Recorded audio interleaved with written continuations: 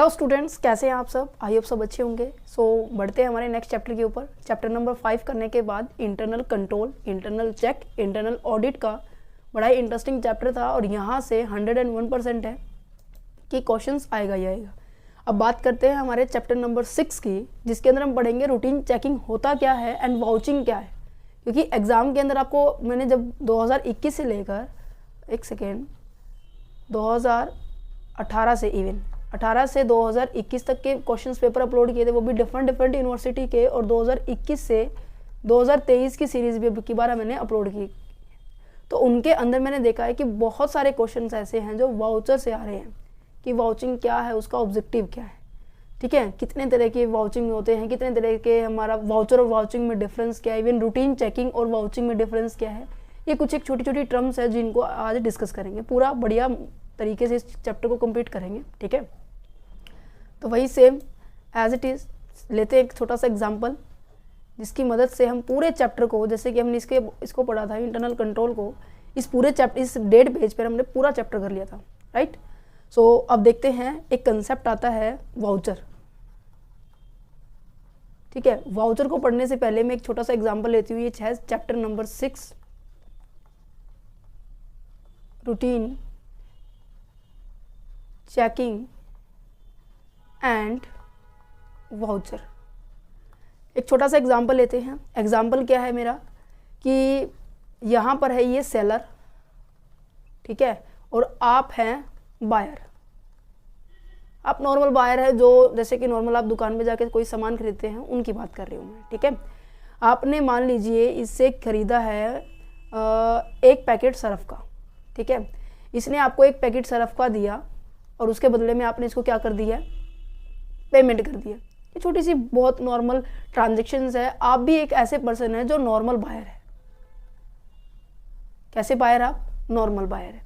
आपके लिए रिसिप्ट हो गया, इनवॉइस हो गया, इवन मैं कह सकती हूँ वाउचर हो गया, जिसके अंदर ये वो डिटेल लिखी होती है कि आपने क्या सामान खरीदा है, क्या कितनी क्वांटिटी खरीदी है, उसका रेट क्या है, क्या क्वालिटी है। All things are explain in it. कहने का मतलब, अगर मैं अब आपको कहूँ कि आपने एक सर्फ का पैकेट खरीदा, केवल एक पैकेट खरीदा जो कि 130 रुपये का है, क्या उसके लिए आप नॉर्मली सोच के बताइए कि क्या आप दुकानदार से रसीद लेते हैं? आई होप सबका आंसर क्या होगा, नहीं। राइट। बट अगर मैं बात करूँ, ये नॉर्मल बायर ना होकर एक बड़ा डीलर है, मैं कहूँ कि ये क्या है, एक बिजनेस है जो डील कर रहा है इस सेलर से। ये यहाँ से अपना रॉ मटेरियल मंगवा रहा है। ठीक है, क्या मंगवा रहा है? रॉ मटेरियल मंगवा रहा है, या फिर सेमी फिनिश गुड्स मंगवा रहा है। ऐसे गुड्स जो उसको फाइनल प्रोडक्ट को बनाने में मदद करेगी। ठीक है, मैंने कहा कि इसने रॉ मटेरियल खरीदा 40,000 रुपये का। ठीक है, एक मशीनरी खरीदी, एक प्लांट एंड मशीनरी भी खरीदी इस कंपनी ने, या मैं कहूँ कि इस बिजनेस ने। और बिजनेस कौन चलाते हैं? हमारे जैसे व्यक्ति चलाते हैं। राइट। ये तो है नहीं कि बिजनेस एक बिल्डिंग है और वो खुद चलती है, नहीं, उसको चलाने के लिए हम जैसे लोग ही होते हैं। राइट। हर एक बिजनेस है एक पर्सन के द्वारा चलाया जाता है। ठीक है, और इन पर्सन्स ने क्या किया, रॉ मटेरियल परचेज किया 40,000 रुपये का, और प्लांट एंड मशीनरी भी परचेज की है। वो कह रहे हैं, मैं कहने कहा कि ये जो है ये 3 लाख रुपए की है। क्या आप इनकी रसीद लेंगे? ऑब्वियसली इनकी लेंगे, क्योंकि आपको इन सब चीज़ों को, जितना भी आपने खर्चा किया है, उनको आप कहाँ दिखाते हो? हमने अकाउंट्स में पढ़ते हैं, नॉर्मल आपको पता भी होगा कि हम इसको प्रॉफिट एंड लॉस अकाउंट में दिखाते हैं। अगर हमारा रेकरिंग नेचर का एक्सपेंसेस है, ठीक है, ऐसा एक्सपेंसेस जो रिवेन्यू नेचर से बिलोंग करता है ना, ऐसे खर्चे जो हम लगातार हमारे बिजनेस में होते हैं। राइट। मैंने कहा कि मैंने प्लांट एंड मशीनरी दिखाई है, तो कहीं ना कहीं मैंने इस प्लांट एंड मशीनरी को खरीदा है, मेरी एसेट्स तो क्रिएट हो गई, इट्स ओके, बट क्या मेरे को ये 3 लाख रुपए देने पड़े? यस, तभी तो प्लांट एंड मशीनरी मुझे मिलेगी, जब मेरे पास ये प्लांट एंड मशीनरी आ गई है और मैंने क्या किया, इस 3 लाख रुपए को वहाँ पे सेलर को पेमेंट कर दी है। तो जब आप बड़ी बड़ी ट्रांजेक्शन करते हैं, इवन बिजनेस की ट्रांजेक्शन होती हैं, आप एक ऐसे डीलर हैं जिनको अपनी बुक्स ऑफ अकाउंट को प्रिपेयर करना पड़ता है, जिनको टैक्स पे करना पड़ता है, वो अपने खर्चों को दिखाने के लिए उनके पास एक एविडेंस होना चाहिए और एक ऑथेंटिकेशन प्रूफ होना चाहिए कि हाँ, तुमने ये एसेट्स खरीदी है हम यही पढ़ते आ रहे हैं ना ऑडिटिंग में। ऑडिटर क्या करता है, ऑडिटर चेकिंग करता है कि आपने एक्चुअल में एसेट्स परचेज की है, एक्चुअल में आपने प्लांट एंड मशीनरी खरीदी है, इन सभी चीज़ों को देखा है ना मैंने अभी तक। तो वही चीज़ है। तो ये कह रहे हैं कि अगर कोई बिजनेस बड़ी डील करता है, इवन वो छोटी से छोटी डील भी करे, पैटी एक्सपेंसेस भी करे, उनके भी रिसिप्ट बनवाता है। क्यों? क्योंकि वो फिर प्रॉफिट एंड लॉस अकाउंट में शो करेगा कि मेरे इतने सारे खर्चे हैं, और खर्चे ज़्यादा होने से हमारी इनकम क्या होती है बेटा जी? इनकम होती है आपकी कम। इनकम कम होगी तो टैक्स भी क्या करना पड़ेगा आपको? कम पे करना पड़ेगा। क्या ये इतना कंसेप्ट समझ में आया? अभी तक क्या चल रहा था? अभी तक मैंने बताया अगर एक नॉर्मल पर्सन है तो आपके लिए वाउचर, इनवॉइस, रिसिप्ट किसी भी तरह की इंपॉर्टेंस नहीं देती। अगर एक आप नॉर्मल एम्प्लॉई है, नॉर्मल पर्सन है, अगर मैं कहूँ कि आप एक बड़े बिजनेसमैन हैं, एक बड़े डीलर हैं, उनके लिए ये रिसिप्ट हो गया, इनवॉइस हो गया, वाउचर हो गया, ऐसे डॉक्यूमेंट जो आपके खरीदने पर खरीदी गई सामान की सभी डिटेल देता हो, उनके लिए ये रिसिप्ट इंपॉर्टेंट है, जिसको हम वाउचर कहेंगे। ठीक है। अब वाउचर में क्या क्या चीज़ लिखी होंगी? ऑब्वियसली वाउचर में क्या लिखा होगा? उसका प्राइस क्या है, ठीक है, उसकी क्वांटिटी क्या है, ठीक है, सेलर का नाम क्या है, name of seller, name of seller, even name of buyer भी लिखा जाएगा। कब आपने परचेज करी थी वो डे लिखा जाएगा, डेट लिखी जाएगी, ठीक है, वो डे लिखा जाएगा कि कौन सा दिन था। इवन अमाउंट भी लिखी जाएगी, कितना ही अमाउंट में आपने वो सामान खरीदा है। और वो अमाउंट में ये भी हो सकता है कि मैंने कहा कि 3 लाख रुपए की प्लांट एंड मशीनरी खरीदी, इसमें ये हो सकता है कि आपने 2 लाख रुपए तो अभी पे कर दिए हैं, तो 1 लाख रुपए अभी आपकी उधारी है ना। तो ये सभी चीज़ें, मतलब जितनी भी आप मूवमेंट कर रहे हैं किसी पर्टिकुलर चीज़ को लेने के लिए, वो सभी की सभी इंफॉर्मेशन आप एक डॉक्यूमेंट पे रिप्रेजेंट करेंगे।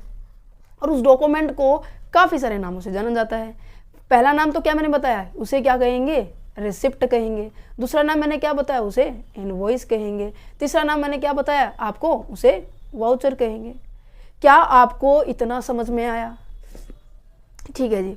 अब मैं कह रही हूँ कि एक बिजनेसमैन के लिए इस वाउचर को लेना इतना इम्पोर्टेंट क्यों है? देखो ये स्टोरी थोड़ा सा समझने की जरूरत है, क्योंकि फिर हम एज इट इज़ नोट्स में से पढ़ेंगे, as it is to the line पढ़ेंगे। पहले सब चीज़ों को समझो, ठीक है। अब देखो यहाँ पर मैंने ये इनवॉइस लिया है, मैंने ये वाउचर लिया है। बिजनेसमैन जो मैंने बताया, आप एक बड़े बिग डीलर्स हैं, ठीक है, आपके लिए क्या इंपॉर्टेंस लेके आते हैं?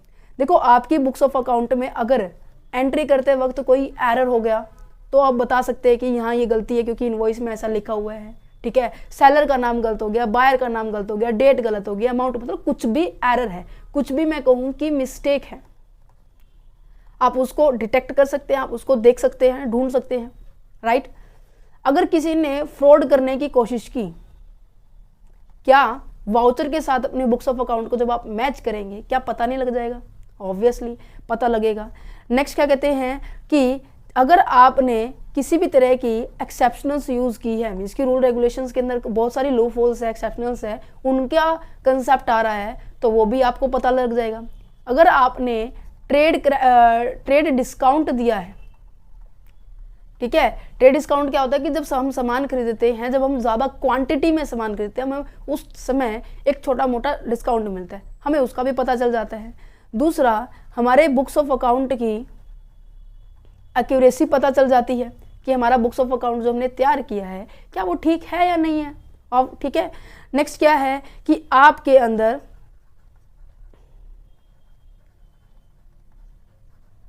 ऑथेंटिकेशंस, कि आपके जो बुक्स ऑफ अकाउंट है वो प्रॉपर ऑथेंटिकेटेड है या नहीं है। कहने का मतलब, अगर मैं इनको पूरा ओवरऑल कंक्लूजन बताऊं कि ये देखना कि वाउचर की हेल्प से हम अपनी बुक्स ऑफ अकाउंट को मैच करते हैं, मैच करने के बाद अगर गैप नज़र आ रहा है तो उस गैप को फिल कर देंगे, अगर नहीं नज़र आ रहा तो हमारी एक्यूरेसी, ऑथेंटिकेशंस, इन सब चीज़ों को रिप्रेजेंट करता है, रिलायबिलिटी रिप्रेजेंट करता है कि आपका प्रॉपर अकाउंट जो बनाया आपने वो बिल्कुल ठीक है, ठीक है। क्यों ऑडिटर को वाउचर की जरूरत पड़ती है, राइट। रीज़न यही है इन सभी चीज़ों को देखने के लिए। ऑडिटर को इन्हीं के ऊपर तो रिपोर्ट बनानी पड़ती है। सब बुक्स ऑफ अकाउंट को चेकआउट करने के बाद ऑडिटर क्या इशू करता है, एक रिपोर्ट तैयार करता है। उस रिपोर्ट में क्या होता है, वो बताता है कि इस रिपोर्ट में इतनी इतनी करेक्शन है, इतनी गड़बड़ है, यहाँ पे गड़बड़ है, वो सब चीज़ें यही बताते हैं ना। तो दैट्स अ रीज़न कि जो वाउचर है कहीं ना कहीं अपनी बुक्स ऑफ अकाउंट को चेक करने में इवन ऑडिटर को भी हेल्प करता है आपकी गलतियों को पता लगाने के लिए। ठीक है, पूरे चैप्टर में यही है, वाउचर वाउचर एंड वाउचर। फिर वाउचर आ जाएगा डिफेंस रहेगा, परचेज का आ जाएगा, परचेज रिटर्न का आ जाएगा, सेल का आ जाएगा, सेल रिटर्न का आ जाएगा। ठीक है, फिर आपका पैटी कैश का आ जाएगा, देन उसके बाद क्रेडिटर्स का आ जाएगा, डेटर्स का आ जाएगा। इन सभी ट्रांजेक्शन को देखा जाएगा इसके अंदर with the help of the voucher. अब वाउचर क्या होता है, कैसे होता है, ये मैंने बता दिया। ठीक है, अब देखो ये जो छोटा सा मैंने एग्जाम्पल्स लिया है कहीं ना कहीं आपको यहाँ पे मदद करेगा। ठीक है, चलो बढ़ते हैं। सबसे पहले क्या लिखा हुआ है, मीनिंग ऑफ वाउचर। जब भी हम कोई सामान खरीदते हैं, whenever the goods are the board, seller क्या करता है, seller of the goods issue a receipt to buyer which give a description of the goods purchase, the price paid and the other relevant detail. समझ में आ गया? Means कि जब भी कभी बायर कोई भी सामान खरीदता है तो सेलर क्या इशू करता है, एक रिसिप्ट इशू करता है। उस रिसिप्ट में क्या इन्फॉर्मेशन होती है, गुड्स की सारी डिस्क्रिप्शन होती है, मतलब कि गुड्स की सारी डिटेल होती है। वो डिटेल कैसी हो सकती है, इवन प्राइस के रिगार्डिंग हो, कितना आपने पे किया है, या फिर बाकी सभी डिटेल, क्वांटिटी होगी, डे हो गया, डेट हो गया, अमाउंट हो गया, क्वालिटी होगी, सब चीज़ें होंगी। ठीक है, in auditing such receipt is called the voucher. Auditing के अंदर इस रिसिप्ट को हम क्या कहेंगे, वाउचर कहेंगे, है ना। समझ में आ गया ये लाइन? ठीक है जी। And individual buyer may not the attach any importance of such receipt and may even throw it in the dustbin. अगर एक सिंपल नॉर्मल पर्सन है, एक इंडिविजुअल पर्सन है, उसके लिए ये जो रिसिप्ट है उसके लिए इतनी इंपॉर्टेंट नहीं है, वो सीधा क्या करेगा, काम होते उसको क्या कर देगा, डस्टबिन में डाल देगा। बट इन केस बिजनेस है, एक ऑर्गेनाइजेशन है, उसके लिए ये इंपॉर्टेंट डॉक्यूमेंट है, क्योंकि वो क्या दिखा रहा है कि इन वाउचर्स की हेल्प से या तो हमें क्या हो रही है, इनकम हो रही है, या हमारे पास क्या हो रहा है, खर्चा हो रहा था, एक्सपेंसेस हो रहा था, इनको वो रिप्रेजेंट करते हैं। राइट, समझ में आ रहा है? अब दैट्स अ रीज़न कि आपको जो 5-7 मिनट का जो पहले एग्जांपल देती हूँ मैं हर वीडियो के अंदर, हर लेक्चर के अंदर, इवन हमने लगातार 1 से 6 चैप्टर पे पहुंच चुके हैं, सब में ऐसे किया है। इवन हमने इनकम टैक्स किया, फाइनेंशियल मैनेजमेंट किया, ठीक है, ह्यूमन रिसोर्स मैनेजमेंट किया, company law, business statistics, most of subjects के अंदर हमने ऐसे ही किया है। सो दैट्स अ रीज़न, अगर आपको वीडियोज़ अच्छी लग रही तो प्लीज़ शेयर जरूर करना। ओके, तो यहाँ पे देखो नेक्स्ट क्या लिखा हुआ है कि voucher is a document that serve as a evidence of the transactions of the payment. जो वाउचर है वो एक ऐसा डॉक्यूमेंट है, वो क्या रिप्रेजेंट करता है, एक एविडेंस रिप्रेजेंट करता है कि आपने ट्रांजेक्शंस की है, आपने पेमेंट की है। ठीक है, अकाउंटिंग ट्रांजेक्शंस की अगर बात की जाए, ये इंपॉर्टेंट इन्फॉर्मेशन देता है। देखो वाउचर किसी भी तरह की हो सकता है, वो पेपर में भी हो सकता है, फिजिकली भी हो सकता है। इन नोट्स में जितनी भी लाइनें लिखी हुई है ना बेटा, इतनी बहुत इंपॉर्टेंट है, क्योंकि ये जो नोट्स बनाए गए हैं डिफरेंट यूनिवर्सिटी के कंटेंट को लेकर बनाए गए। इवन चाहे वो डी यूनिवर्सिटी का स्टूडेंट देख रहा है, एमडी यूनिवर्सिटी का देख रहा है, कुरुक्षेत्र देख रहा है, सीआरएसयू का देख रहा है, कानपुर यूनिवर्सिटी का देख रहा है, जीजेयू, आईजीयू, कोई भी यूनिवर्सिटी है, इवन इग्नू यूनिवर्सिटी के स्टूडेंट्स के लिए भी ये वीडियो इंपॉर्टेंट है एंड हेल्पफुल रहने वाली है। ठीक है, देखो जो वाउचर है वो वाउचर कैसा हो सकता है, किस फॉर्म में हो सकता है, फिजिकल भी हो सकता है और इलेक्ट्रॉनिक रिकॉर्ड में भी हो सकता है। आजकल इलेक्ट्रॉनिक डिजिटली आपके पास रिसिप्ट आ रही है, तो वो भी कहीं ना कहीं एक रिसिप्ट ही है। They contain the important information such as the date, कि डेट क्या है, किस डेट को आपने सामान खरीदा था, कितनी अमाउंट का सामान खरीदा था, क्या पर्पस था उसको खरीदने के लिए, कौन सी पार्टी इंक्लूड थी, कौन सेलर था, कौन बायर था, इस सभी की सभी इंफॉर्मेशन दिखाई जाती है। क्योंकि अगर आप इनवॉइस इशू कर रहे हैं तो कहीं ना कहीं आपने ये देखा होगा कि जो इनवॉइस की जो कॉपी होती है ना, ऊपर ऐसे पिंक कलर का पेपर होता है या फिर येलो कलर का पेपर होता है, फिर उसके नीचे कार्बन पेपर लगा होता है, देन उसके पीछे एक वाइट कलर का पेज रखा होता है। सबने देखा होगा, राइट। तो पिंक कलर के पेपर के ऊपर सारी इंफॉर्मेशन लिखते हैं, कार्बन पेपर की मदद से वो व्हाइट कलर के पेज पर क्या हो जाता है, शो हो जाता है। ठीक है, तो कहीं ना कहीं ये क्या दिखाता है, ट्रांसपेरेंसी नजर करता है कि ट्रांसपेरेंसी है या नहीं है। ट्रांसपेरेंसी का मतलब क्या है कि जो आपको दिखाई दे रहा है वो मुझे भी दिखाई दे रहा है। ठीक है, अगर मैं कह रही हूँ कि मैंने 1 लाख का सामान खरीदा है, अगर मेरे पास वाउचर है तो आप मैच कर सकते हो, ये भी बता सकते हो कि हाँ मेरे को भी 1 लाख दिख रहे हैं, आपको भी 1 लाख दिख रहे हैं। तो ट्रांसपेरेंसी ये होता है। ठीक है, ऐसी ट्रांजेक्शन जो आपको भी सेम नजर आ रही है, मेरे को भी सेम नजर आ रही है। ठीक है, नेक्स्ट पॉइंट क्या है, अकाउंटेबिलिटी होती है। इवन आप उस चीज़ के लिए जिम्मेवार होते हैं कि हाँ ये सभी चीज़ें मैंने खुद की। ठीक है, समझ में आ गया। यहाँ पे 6 से 7 पॉइंट बन रहे हैं, आप इन सबको इंट्रोडक्शन के अंदर लिख सकते हैं। तो यहाँ पे अगर मैं बात करूँ एक एग्जैक्ट मीनिंग की कि वाउचर का मतलब क्या होता है, उसके अंदर हम क्या करते हैं, it involve checking the authenticity, accuracy, completeness of the transactions by the comparing them with the relevant documents such as the invoice, receipt, contracts and the bank statement। मतलब कि ये सभी डॉक्यूमेंट ऐसे हैं जो कहीं ना कहीं एक वाउचर की तरह ही होते हैं, जो सभी तरह की डिटेल रिप्रेजेंट करते हैं। आपके बुक्स ऑफ अकाउंट की ऑथेंटिसिटी बताते हैं कि कितना ठीक है, कितना एक्यूरेट है, कितना सारी ट्रांजेक्शन कर रखी है नहीं कर रखी, ओमिशन तो नहीं है। ठीक है, ओमिशन का कंसेप्ट पढ़ा था ना हमने, फ्रॉड करने की बात की जाती है, या फिर हम कहते हैं कि बिल्कुल ही एंट्री करना ही भूल गए हैं, ओमिशन की बात पड़ी थी ना। तो यहाँ पर ये आपके ऑडिटिंग का मतलब हो गया। ठीक है, अगर मैं डेफिनेशन की बात करूँ, डेफिनेशन की बात क्या है, यहाँ पर एग्जैक्ट आपको डेफिनेशन याद करनी है बच्चे, क्योंकि अगर आप ऐसे प्रॉपर डेफिनेशन याद करेंगे पर्टिकुलर ऑथर के द्वारा, तो कहीं ना कहीं आपके अंदर भी कॉन्फिडेंस आएगा, जो चेकिंग करने वाला है उसको भी लगेगा कि हाँ आपको आता है कुछ, राइट। क्योंकि पेपर कैसे अटेम्प्ट करते हैं, ये पूरी जो पीडीएफ मैंने बनाई है उसी के बेस पे बनाई है। ठीक है, क्या कह रहे हैं कि vouching means testing the truth of the item appearing in the book of the original entry. Vouching क्या है कि टेस्ट करना ट्रूथ को, सच को, मतलब टेस्ट किया जाता है कि देखा जाता है कि जितनी भी ओरिजिनल बुक्स ऑफ एंट्री के अंदर, बुक्स ऑफ अकाउंट के अंदर एंट्री कर रखी है वो ठीक है या नहीं है, उसको मैच किया जाता है। ठीक है, अगर मैं करेक्टरिस्टिक्स की बात करूं तो वाउचिंग की क्या करेक्टरिस्टिक्स है, सबसे पहले क्या है, ये देखो अभी तक मैंने आपको बताया, ये जो मीनिंग में थे ना जितने वर्ड्स लिखे हुए हैं 1 2 3 और 4, ये सारी की सारी आपकी करेक्टरिस्टिक्स है। देखो क्या लिखा हुआ है, वेरिफिकेशन ऑफ ए ट्रांजेक्शन। क्या बताने की जरूरत है, वेरीफाई करना पड़ रहा है। वेरीफाई करने का मतलब क्या है कि ये देखा जा रहा है, एग्जामिन किया जा रहा है कि जो भी आपने डॉक्यूमेंट लगा रखे उससे हम ये देखते हैं कि आपके जो बुक ऑफ अकाउंट है और आपका जो वाउचर है, इन दोनों की जो इंफॉर्मेशन है दोनों मैच कर रही है या नहीं कर रही है। वेरीफाई का मतलब आ गया समझ में। ठीक है जी, और वो डॉक्यूमेंट जो वाउचर है वो डॉक्यूमेंट किसी भी फॉर्म में हो सकता है, वो इनवॉइस के फॉर्म में भी हो सकता है, वो रिसिप्ट के फॉर्म में भी हो सकता है, वो कॉन्ट्रैक्ट के फॉर्म में भी हो सकता है, वो बैंक स्टेटमेंट के फॉर्म में भी हो सकता है। बैंक स्टेटमेंट कैसे एक वाउचर बना भाई, बताती हूँ। अब आप कोई ट्रांजेक्शन्स ऑनलाइन डीलिंग कर रहे हैं, आपने किसी से पेमेंट रिसीव करी, इवन पेमेंट आप किसी को कर रहे हैं, ऑनलाइन कर रहे हैं। जब आप किसी को पैसे देते हैं तो क्या होता है, डेबिट होते हैं, इवन जब किसी से पैसे आते हैं तो वो क्रेडिट होते हैं, राइट। तो वो आपको रिप्रेजेंट कर रही है डेबिट और क्रेडिट ट्रांजेक्शन्स कि कितना खर्चा किया है, कितने आपके पास इनकम हुई है। कॉन्ट्रैक्ट की बात की जाए तो कॉन्ट्रैक्ट में क्या होता है कि जब हम 1 साल का कॉन्ट्रैक्ट करते हैं कि हम आपसे ही सामान खरीदेंगे, आपसे ही डीलिंग करेंगे, जितना रॉ मटेरियल्स खरीदना है, जितना आपको हम आपको सामान बेचेंगे, वो कॉन्ट्रैक्ट में रिसिप्ट, कॉन्ट्रैक्ट की एक इन्फॉर्मेशन होगी कि इतने साल में हमने, 1 साल में हमने इतना इतना सामान इसको बेचा है। तो वेरिफिकेशन एक तरीके से ये सपोर्टिव डॉक्यूमेंट्स है।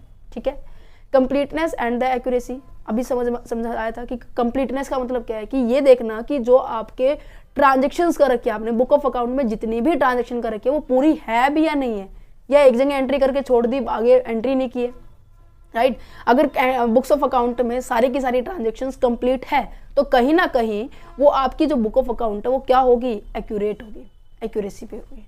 ठीक है, समझ में आ रहा है। It help to the detecting any omissions और the error in the recording transactions. समझ में आ गया। चलो नेक्स्ट पॉइंट क्या लिखा हुआ है, objectivity and the independency. Objectivity का मतलब क्या बता रही है और इंडिपेंडेंसी का मतलब, अब जो ऑडिटर्स होता है वो क्या होता है, ऑडिटर क्या होता है, इंडिपेंडेंट होता है। वो जितने भी ट्रांजेक्शन्स को चेकआउट करेगा एक सिंगल ट्रांजेक्शन्स के लिए। अब मैं कह रही हूँ कि आपने 31/10/2023 को आपने एक प्लांट एंड मशीनरी खरीदी थी, इसकी अलग एंट्री होगी। ठीक है, नेक्स्ट क्या है, आपने 1/11/2023 को आपने फिर एक मशीनरी खरीदी, ये अलग हो जाएगा। अब यहाँ पे क्या लिखा हुआ है, vouching is the perform by the independent auditors who are the unbiased. एक ऐसा पर्सन होता है ऑडिटर जो क्या होता है, ना तो वो ऑर्गेनाइजेशन का मेंबर होता है, अगर ऑर्गेनाइजेशन का मेंबर ही हो गया तो क्या वो एरर बताएगा? हो ही नहीं सकता वो एरर बताएगा। ठीक है, अगर वो मैंने उसको बाहर से बुलवाया है, ठीक है, पर्सन बाहर से आया है, तो वो क्या करेगा, आपको वो एक फेयर रिजल्ट दिखाएगा कि जो उसकी एक्चुअल रिपोर्ट है वो उसको रिप्रेजेंट करके दिखाएगा कि इसकी ऐसी सिचुएशन है इस कंपनी की, राइट। तो इसलिए कहते हैं कि जो ऑडिटर होगा वो क्या है, अनबायस्ड होगा, वो बिना पक्षपात किए आपको एक ट्रू रिजल्ट रिप्रेजेंट करेगा। ठीक है, and objective in their examination of the transaction, they are rely on the documentary evidence rather than there is a personal opinion और द अजम्पशंस। ऑब्जेक्टिविटी की बात की जाए, एक ऑडिटर का मेन ऑब्जेक्टिव क्या होता है, वो जितने भी ट्रांजेक्शंस को मैच आउट करेगा, जितनी भी ट्रांजेक्शन को देखेगा, वो किसके बेस पे ऊपर देखा। मैंने कहा कि मैंने 31/10/2023 को एक मशीनरी खरीदी, फिर 1/11/2023 को मैंने एक मशीनरी खरीदी, वो मैं ये देखूंगी ना इसके इन डॉक्यूमेंट्स के बेस पे, इन वाउचर के बेस के ऊपर ही तो देखूंगी ना कि इन्होंने एक्चुअल में परचेज किया नहीं की, या फिर खुद मान लूँ इन्होंने बोल दिया, मैंने मान लिया, मैंने लिख दिया। क्या कोई काम अजम्पशंस पे होता है? नहीं होता ना। तो जितने भी काम किए जाएंगे वो कैसे किए जाएंगे, वो रिलाई किसके ऊपर किए जाएंगे, एक जो डॉक्यूमेंट है वो एक एविडेंस की तरह काम करेगा कि इन्होंने जो सामान खरीदा है या नहीं किया खरीदा है।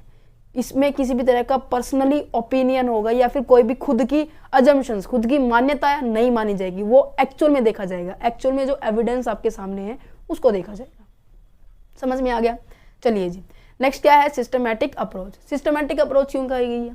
देखो, जब हमने इसको लेसन नंबर 2 किया था, ऑब्जेक्टिव ऑफ द ऑडिटर का पढ़ा था हमने, उसके अंदर मैंने बताया था कि एक ये जो ऑडिटिंग है एक सिस्टमैटिक अप्रोच है। क्यों है? क्योंकि इसके अंदर जितना भी काम किया जाता है ना, एक प्रॉपर सीक्वेंस के थ्रू किया जाता है। ये नहीं है कि आप कभी इसको उठा दिया, कभी इसको उठा दिया। ऑडिटर जो भी ट्रांजेक्शन को सेलेक्ट करेगा उस तरीके से सेलेक्ट करेगा कि उसका सारा का सारा डाटा एकदम से चेक हो जाए, ऑथेंटिकेशंस का पता चल जाए।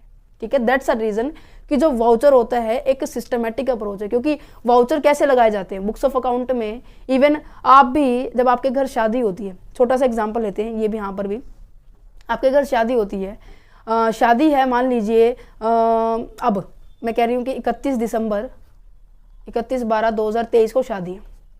अब आपने शॉपिंग करनी स्टार्ट कर दी होगी। आज क्या डेट है? आज 21 नवंबर 2023 है। मैं कह रहा हूँ कि आज से आपने शॉपिंग करनी स्टार्ट कर दी।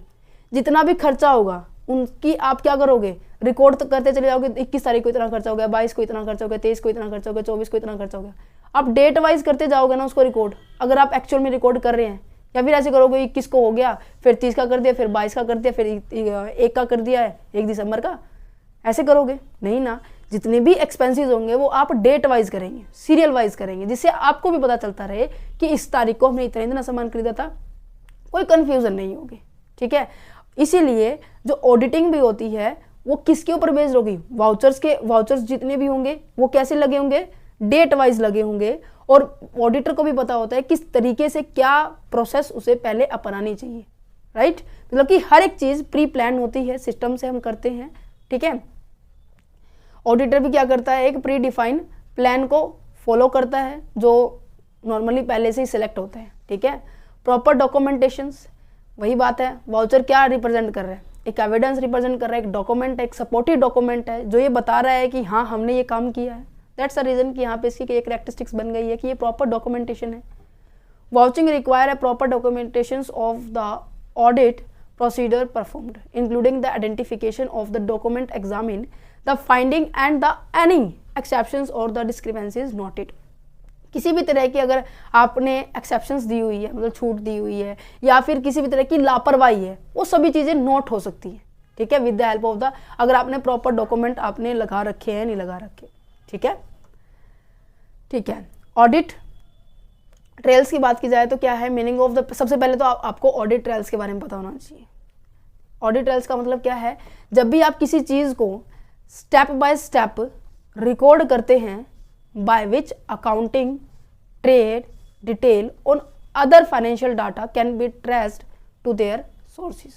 कहने का मतलब जितने भी आपने डाटा है, जितना भी आपके पास डाटा है, उस पूरे डाटा को आपने एक स्टेप बाय स्टेप में रिकॉर्ड कर रखा है। बस ये मतलब रिकॉर्ड कर रखा है। और रिकॉर्ड किसके बेस पे किया होगा, कोई ना कोई तो सोर्सेज होगा ना। ठीक है, उस सोर्सेज के बेस पर आपने सारे के सारे डाटा को रिकॉर्ड कर लिया, इवन वो अकाउंटिंग का, इवन वो ट्रेड का, इवन वो अपने कैश पेमेंट का है, ठीक है, ये सभी की सभी ट्रांजेक्शन्स आपने सिस्टमेटिक वे से करके उसे बोलते हैं ऑडिट ट्रायल्स कहते हैं, ठीक है। अब यहाँ पे क्या लिखा हो, vouching help in establishing and audit trails which is the chronological record of the transactions and the supportive document। chronological record का मतलब क्या होता है, date wise, step by step. अब मैंने यहाँ पे ऊपर एग्जांपल दिया ना, 21 तारीख के दिन हमने शॉपिंग करनी स्टार्ट कर दिया, तो सारी की सारी जितना भी खर्चा होगा हम डेट वाइज सारा का सारा रिकॉर्ड करते चले जाएंगे, ठीक है। ओके, यहाँ पे देखो ये इसकी इंफॉर्मेशन लिखी हुई है, क्या है, the trails provide there is a evidence of the audit work. कहीं ना कहीं मैं आपको बताऊंगी कि जो मैंने आपको ये एग्जाम्पल समझाया है, ये वाला, इसके जो शब्द मैंने आपको बताए थे, ठीक है, authentication, trades, discount, exceptions, fraud, accuracy, completeness, यही वर्ड्स कहीं ना कहीं आपको सारे चैप्टर में घूम घूम के मिलेंगे, ठीक है। नेक्स्ट पॉइंट क्या लिखा हुआ है, कंप्लायंसेस विद स्टैंडर्ड। कंप्लायंसेस का मतलब क्या होता है, कंप्लायंसेस का मतलब होता है बच्चे कि आप अपने रूल्स रेगुलेशंस का अनुपालन कर रहे हैं, यानी अनुपालन का मतलब क्या है, आप उसको फॉलो कर रहे हैं या नहीं कर रहे हैं, उसकी बात की जा रही है, ठीक है। अब नॉर्मल सी बात है, जितने भी काम के जाएंगे, अकाउंटिंग स्टैंडर्ड्स हैं आपके पास, अकाउंटिंग स्टैंडर्ड 1 है, अकाउंटिंग स्टैंडर्ड 2, 3, 4, कितने अकाउंटिंग स्टैंडर्ड है, 26 है। 26 आपका इंटेंजिबल एसेट्स का है, अकाउंटिंग स्टैंडर्ड 3 आपका कैश फ्लो का है, अकाउंटिंग स्टैंडर्ड 10 आपका फिक्स एसेट्स का है, मतलब बहुत सारे अकाउंटिंग स्टैंडर्ड्स है, राइट। हर एक स्टैंडर्ड में उस पर्टिकुलर टॉपिक के रिगार्डिंग आपको रूल्स लिखे गए हैं कि आप इनकी ट्रीटमेंट इस तरीके से करेंगे, ठीक है।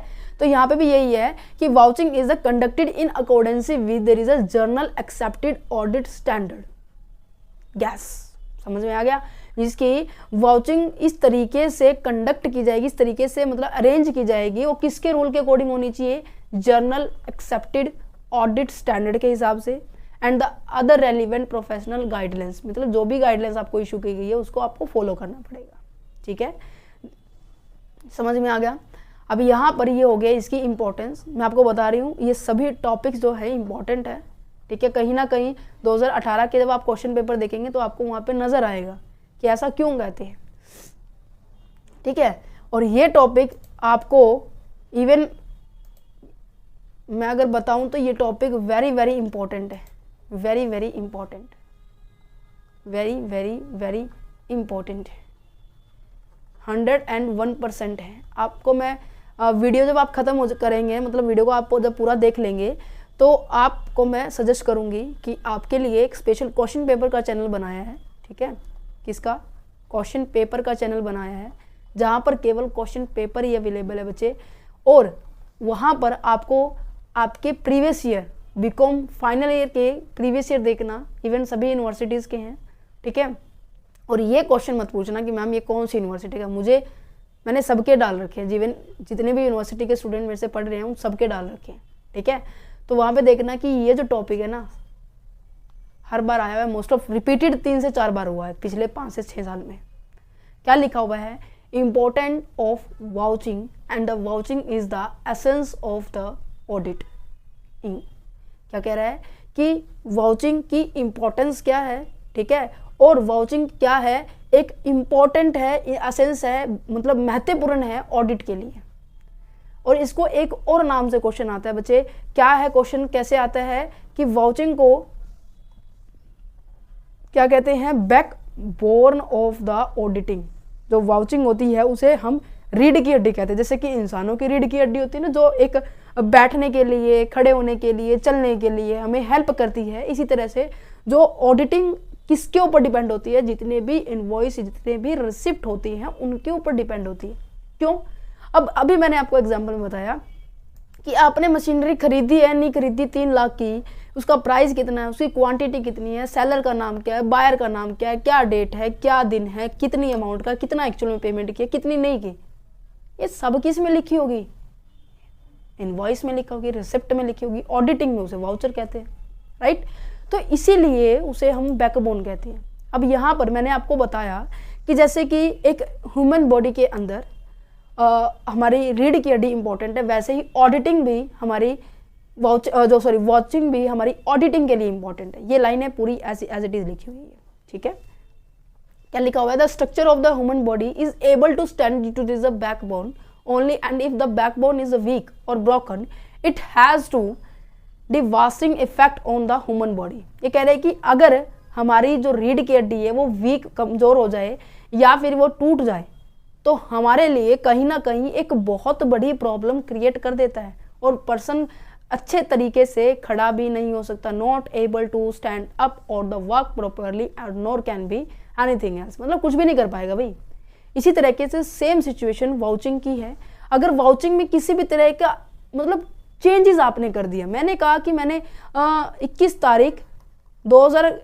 21 नवंबर 2023 को मैंने एक सामान खरीदा, मैंने एक प्लांट एंड मशीनरी खरीदी है भाई, मैंने 21 को हटा के मैंने उसको कुछ और कर दिया, 11 नवंबर को हटा के मैंने इसको अक्टूबर कर दिया, अमाउंट को 9 लाख की बजाय मैंने इसको 90 लाख कर दिया, तो कहीं ना कहीं आपके बुक्स ऑफ अकाउंट में गलती नजर आएगी। कहने का मतलब अगर आपका वाउचर कमजोर है तो आपकी बुक ऑफ अकाउंट की ट्रूथनेस वो की भी क्या होगी, कमजोर होगी। वो भी क्या है, क्योंकि नॉर्मल सी बात है बच्चे, क्योंकि बुक ऑफ, देखो मैं कह रही हूं कि जो आपके बुक ऑफ अकाउंट है, बुक ऑफ अकाउंट से पहले ये देखो, जो ऑडिटर की है, ऑडिटर की जो रिपोर्ट है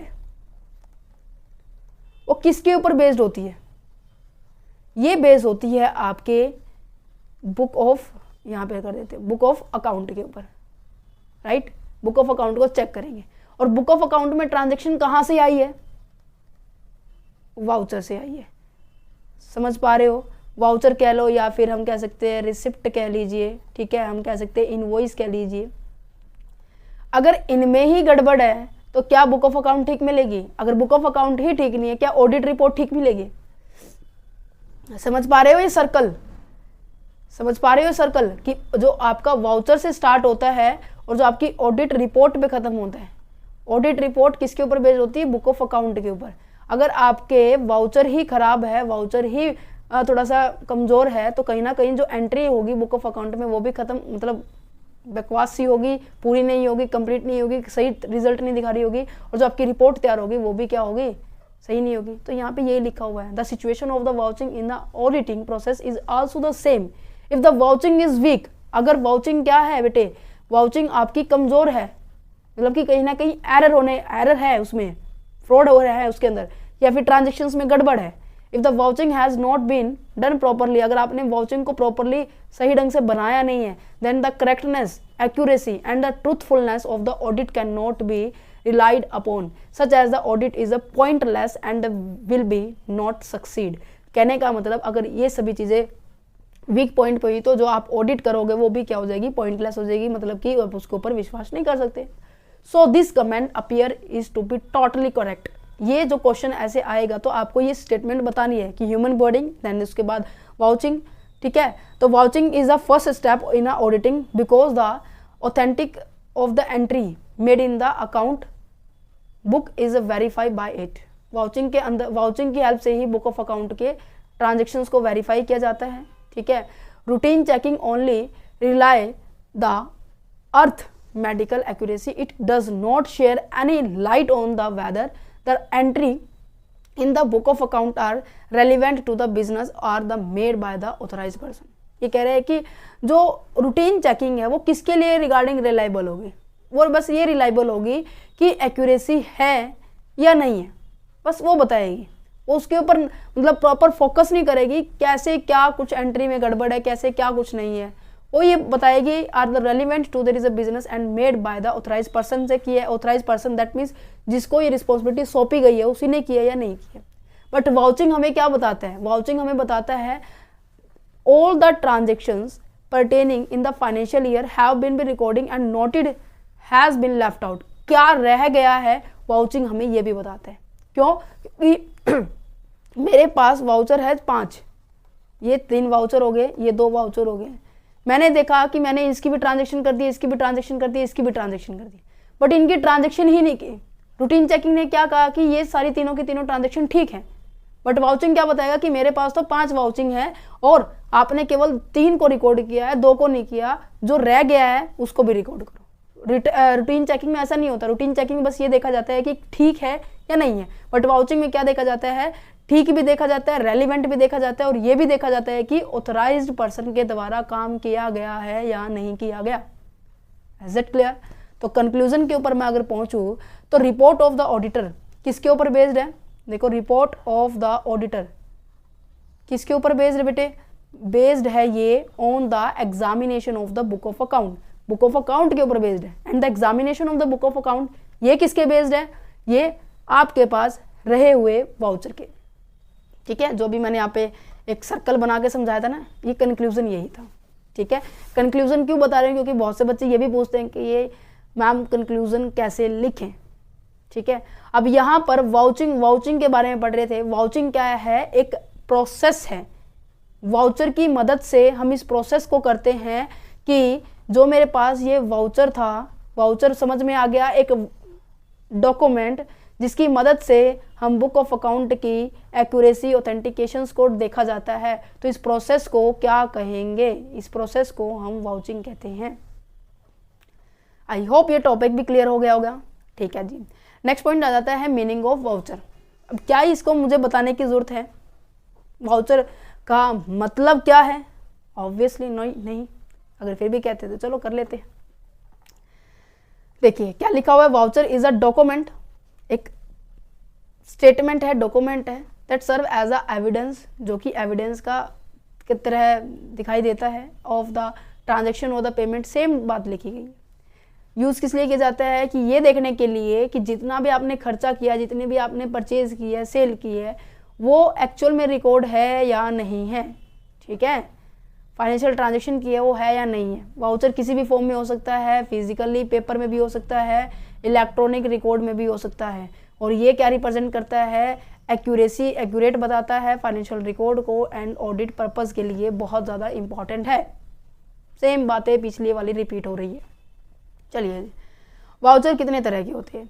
वाउचर आपके नॉर्मली वैसे एक ही तरीके के होते हैं, बट इन केस जब आपके पास ओरिजिनल वाउचर नहीं होता है तो एक सब्सिडरी वाउचर क्रिएट किए जाते हैं। अब मैंने कहा कि एक होता है प्राइमरी वाउचर, देखो एक होता है प्राइमरी वाउचर,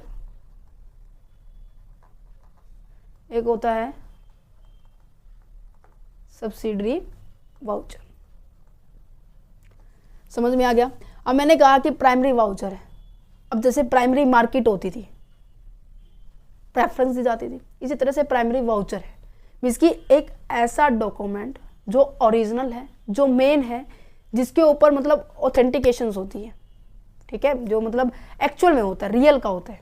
ठीक है, वही यहाँ पे लिखा हुआ है, main original record of the financial transaction. It contains the detailed informations about the transactions such as the date, amount, descriptions of the transactions. The primary voucher is used to support and verify the accuracy of the transaction in the accounting system. Accounting system में ये देखना कि वो सही है या नहीं है, उस चीज़ के लिए हेल्प होता है। इन केस प्राइमरी वाउचर नहीं है तो सब्सिडरी वाउचर होता है। सब्सिडरी वाउचर देखिए एक एडिशनल इन्फॉर्मेशन, उस पर्टिकुलर गुड्स के रिगार्डिंग कुछ एक एक्स्ट्रा मेड इन्फॉर्मेशन कहाँ से मिलती है? सब्सिडरी वाउचर से मिलती है। क्या है? Subsidiary voucher is a supportive document, एक ऐसा डॉक्यूमेंट जो प्राइमरी के साथ लगता हो, प्राइमरी को सपोर्ट कर रहा हो। दैट्स अ पॉइंट कि उसे हम क्या कहते हैं? सपोर्टिव डॉक्यूमेंट कहते हैं, जो कि प्रोवाइड करता है एडिशनल इन्फॉर्मेशन। ठीक है, देखो हर एक चीज़ का ना अलग अलग मतलब होता है। यहाँ पे लिखा हुआ है कि ये एडिशनल इन्फॉर्मेशन प्रोवाइड करता है, दैट्स अ रीजन कि यहाँ पे इसको सब्सिडरी वाउचर कहते हैं। ठीक है, और ये प्राइमरी वाउचर के साथ ही क्या होता है? ये अटैच होता है, attach to there is a primary voucher and there is including the detail. यही सेम बात कि उसमें भी डिटेल ही होती है, बट थोड़ी सी एडिशनल होती है। ठीक है, चलिए तो नेक्स्ट पॉइंट पे बढ़ते हैं। क्या लिखा हुआ है? Examination of the vouchers. Voucher को क्यों एग्जामिनेशन किया जाता है? किसके द्वारा? एक ऑडिटर के द्वारा। देखो अभी तक हमने पढ़ा है कि जो ऑडिटर होता है वो क्या करता है? बुक्स ऑफ अकाउंट को चेक करता है। किस लिए चेक करता है? कि उसकी एक्यूरेसी को जानने के लिए, राइट। और ये बुक्स ऑफ अकाउंट किसके बेस पर तैयार होती है? ये बेस पर तैयार होती है आपके वाउचर पर। ठीक है। और इस बुक्स ऑफ अकाउंट की रिपोर्ट के हिसाब से ऑडिटर क्या इशू करेगा, ऑडिटर क्या रिप्रेजेंट करेगा, एक रिपोर्ट जिसके अंदर ये बताएगा कि आपकी जो बुक ऑफ अकाउंट है वो ठीक है या नहीं है ना। अभी तक हमने ये पढ़ा, ठीक है, वाउचर क्या होता है, प्राइमरी वाउचर पढ़ा, सेकेंडरी वाउचर पढ़ा, ठीक है, सब्सिडी सॉरी। अब हम देखते हैं कि वाउचर को एग्जामिनेशन भी किया जाता है। क्यों? क्योंकि ये जरूरी नहीं है कि जो आपकी जो बुक ऑफ अकाउंट में जो ट्रांजेक्शन्स लिखी हुई है वो एग्जैक्ट ठीक है। तो नॉर्मल सी बात है, गलती किस में नजर आ रही है, वाउचर में नजर आ रही है, क्योंकि वाउचर के बेस पे ही तो बुक ऑफ अकाउंट तैयार करते हैं ना। अभी हमने कंक्लूजन रीड किया था यहाँ पे, कहाँ, ये वाला राइट, सॉरी, है ना। तो यहाँ पर देखो, अब मैं कह रही हूँ कि बुक ऑफ अकाउंट की एक्यूरेसी को चेक करने के लिए हमें पहले वाउचर को देखना पड़ेगा कि वाउचर ठीक है या नहीं है, मीन्स कि कौन किसने इशू किया है, डेट क्या है, डे क्या है, अमाउंट क्या है, क्या ये सभी चीज़ें एग्जैक्ट में ठीक है या नहीं है, राइट। तो यहाँ पर देखो ये कह रहे हैं कि voucher is the basis of the vouching and the auditor does his scrutiny of the book of account by the examine the related voucher. इसकी जो ऑडिटर होगा बुक्स ऑफ अकाउंट को तभी बढ़िया तरीके से जांच पड़ताल कर पाएगा, सब पूरी अच्छे तरीके से जब कर पाएगा जब उसके पास वाउचर होंगे, राइट। बट वाउचर क्या हो सकते हैं, फॉल्स, गलत भी हो सकते हैं। एक सेकेंड बेटे। Then voucher can be also be falsified or the fabricated, or they may be the produced more than the ones to be supported at a default in the book of account. The voucher may be also not to be related to the business and may be personal voucher of any member of the staff or other officers of the company. क्या आपको ये चीज़ें नज़र आ रही है जो कहीं ना कहीं रिप्रेजेंट कर रही है कि वाउचर क्या हो सकता है, गलत भी हो सकता है। वाउचर ये भी हो सकता है कि आपने उसके अंदर जो अमाउंट है वो गलत दिखा दिया है। ये वाउचर ये भी हो सकता है जो किससे रिलेट ना करता हो, वो बिजनेस से रिलेट ना करता हो, मतलब कि ट्रांजेक्शन्स किसकी है, खुद के पर्सनली यूज़ की कर रखी है या फिर पर्सन के जो एम्प्लॉई है उसके नाम की है, ठीक है, उसका खर्चा आपने कंपनी में शो कर दिया। तो कहीं ना कहीं ये गलत है ना। ये आपने पढ़ा होगा अकाउंट्स के अंदर एक प्रिंसिपल है business entity concept, right, separate legal entity भी पढ़ते हो कंपनी के अंदर, है ना। तो उसमें क्या पढ़ते हो कि जो मेंबर होते हैं, जो उसकी कंपनी होती है वो एक दूसरे से डिफरेंट होती है, अलग अलग होती है। तो इसके जो खर्चे हैं वो अलग बुक्स ऑफ अकाउंट में तैयार होंगे, जो कंपनी के खर्चे हैं वो अलग बुक ऑफ अकाउंट में तैयार होंगे, राइट। तो यहाँ पे यही कह रहा है कि वाउचर ये नहीं होना चाहिए कि गलत ना हो, अमाउंट ज़्यादा बड़ा ना हो, ठीक है, आप उसमें गलत डिटेल ना रिप्रेजेंट करते हो, या फिर ये हो सकता है कि बिजनेस से रिलेटेड वाउचर ही नहीं है बट आपने बुक्स ऑफ अकाउंट में ट्रांजेक्शन्स को शो कर रखा है। तो कहीं ना कहीं ये सभी की सभी मिस्टेक्स आपको देखने को मिलेगी, ठीक है। So that's a reason the auditor need to be examine not only there is the entry in the books with respect to the voucher. ये कह रहे हैं कि इसमें केवल एग्जामिनर को ये भी ज़रूरत है कि वो केवल ये चेक ना करे कि हाँ एंट्री इसमें भी है, इसमें भी है, सेम अमाउंट है, नहीं, पर्टिकुलरली ये भी चेक करे कि क्या ये एंट्री इसी बिजनेस से रिलेट करती है या नहीं करती।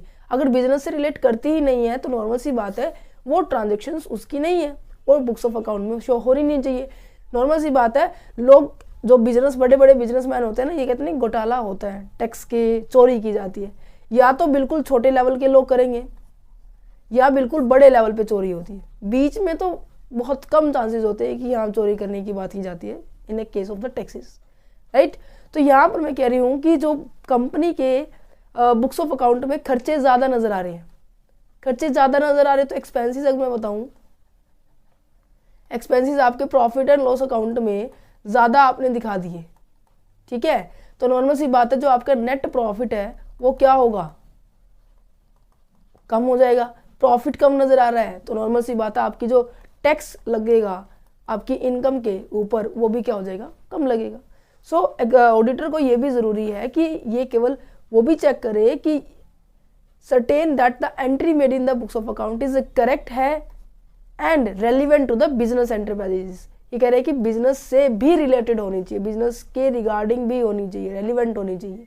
ये नहीं है कि बिना बिजनेस के भी आप ट्रांजेक्शन करते जा रहे हो तो नॉर्मल सी बात है बुक ऑफ अकाउंट क्या दिखाएगी, गलत होगी, इनवैलिड होगी, ठीक है।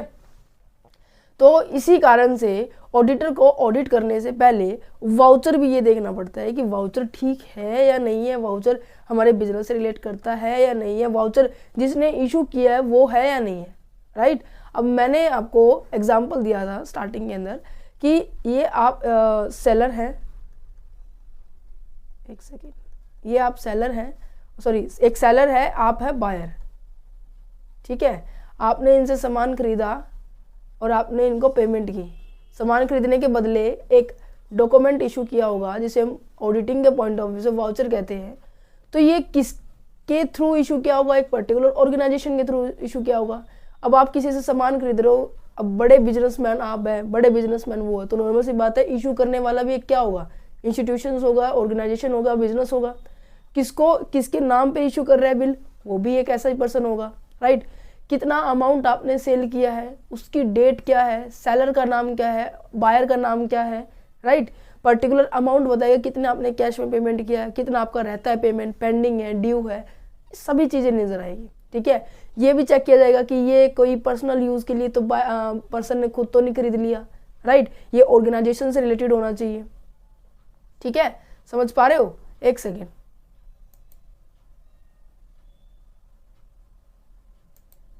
ठीक है। तो यहाँ पे देखो, दैट्स अ रीजन कि ऑडिटर को काफ़ी सारी चीज़ें अपने दिमाग में रखकर वाउचर को चेक करना पड़ता है। देखो यहाँ पे ये लिखा हुआ है, examination of voucher the auditor need to be keep in mind the following points. ये पॉइंट्स क्या है? सबसे पहला पॉइंट देखो क्या लिखा हुआ है, the voucher is issue to the organisation और इट्स ऑनर। जो वाउचर है ना, वो इशू होना चाहिए किसके पॉइंट, किसके रिगार्डिंग? एक ऑर्गेनाइजेशन के लिए, एक ऑनर के लिए, ठीक है। Its is related to the business of the organisations and the enterprises. ये कह रहे हैं कि ये किससे रिलेटेड होना चाहिए? आपके बिजनेस से रिलेटेड होना चाहिए, पर्सनल नहीं होना चाहिए, ठीक है। अगर पर्सनल है तो पर्सनल आपने अपने नाम पर बिल बनवा लिया, बट वो जो सामान है वो यूज आपके बिजनेस में होना चाहिए। समझ पा रहे हो ना कहीं मतलब कि बिजनेस का खर्चा है तो बिजनेस के लिए ही होना चाहिए, ये नहीं है कि आपका खर्चा अपने बिजनेस में दिखा दिया। तो नेक्स्ट पॉइंट में यही कह रही है, if the voucher in the name of the any officer, partner or the employee of the enterprises, the transactions for which the voucher has been be made in the related to the business of the enterprises. That's it. Next क्या कह रहा है कि the voucher is made on a printed form. अब मैंने कहा कि आपको मैंने सामान दे दिया, आपने मुझे पैसे भी दे दिए, मैं मतलब सारा काम मुझबानी कर रही हूँ, मतलब बोल के कर रही हूँ। ऐसे कोई चीज़ें मैंने आपको रिटर्न में नहीं लिखा, रिटर्न एक्नॉलेजमेंट नहीं दी। जैसे शेयर्स इशू करते हैं, डिबेंचर इशू किए जाते हैं कंपनी के अंदर, तो उनके ऊपर क्या आपको एक डॉक्यूमेंट देते हैं ना। इस तरीके से मैं कहूँ कि मेरे पास ऐसे ये पेज है, ठीक है, ये पेज ऐसे इशू करेंगे ना, इसके ऊपर सब चीज़ लिखी होंगी कि कौन शेयर है, कौन कितने शेयर है, कौन सा शेयर है, इशू करने वाला कौन है, लेने वाला कौन है, कितने प्राइस में लिया, कब ये रिडीम होगा, ये सब चीज़ें लिखी होती है। इसी तरह से वाउचर भी ऐसे ही होते हैं। वाउचर क्या कह रहे हैं कि voucher is made on the printed form में होना चाहिए, ठीक है, मतलब लिखा हुआ आना चाहिए। Now about its dated and the date is related to the transaction recording in the book of account. अब अगर मैं डेट के रिगार्डिंग बात करूं तो डेट भी मेंशन होनी चाहिए और वही उसी डेट पर आपकी बुक्स ऑफ अकाउंट में भी वही ट्रांजेक्शन होनी चाहिए, राइट। अब मैंने आपको बताया, जैसे मैं आपको एग्जांपल देती हूँ कि हमारे घर जैसे शादी है, ठीक है, नॉर्मल एग्जांपल ले रही हूँ, ठीक है। मैंने कहा कि 31/12/23 की अब शादी है, अब आज 21/11/23 है, ठीक है। अब हमने तैयारी करना शुरू कर दी, पूरी टीम जो है हमारी, आप सभी टीम मेरी टीम में है, सबने तैयारी करनी शुरू कर दी है। तो जितना भी खर्चा होगा मैं क्या करूँगी, उसको डेट वाइज लगाऊंगी। आज 21 तारीख को मैंने क्या करा, 50,000 का सामान खरीदा है, फिर मैंने 22 तारीख को मैंने फिर 20,000 का सामान खरीद लिया है, 23 तारीख को मैंने फिर 11,000 का सामान खरीद लिया है, फिर 24 को मैंने 1,50,000 का खर्चा कर दिया है, 1,50,000 का। तो ये जो खर्चे हैं इनको मैं अगर मैं एक बड़ा बिजनेस, अगर मेरे को नॉर्मली एस्टिमेट लगाना है कि शादी में कितना खर्चा होता है, तो मैं डेट वाइज इन सबको लगाऊंगी। इवन सामान इधर से उधर ना हो जाए, प्रॉपर सिस्टमेटिक वे से काम करने के लिए मुझे हर एक चीज़, हर एक वाउचर को ध्यान से संभाल कर रखना होगा। इवन लिखना भी अच्छे से होगा, करते हैं ना, राइट।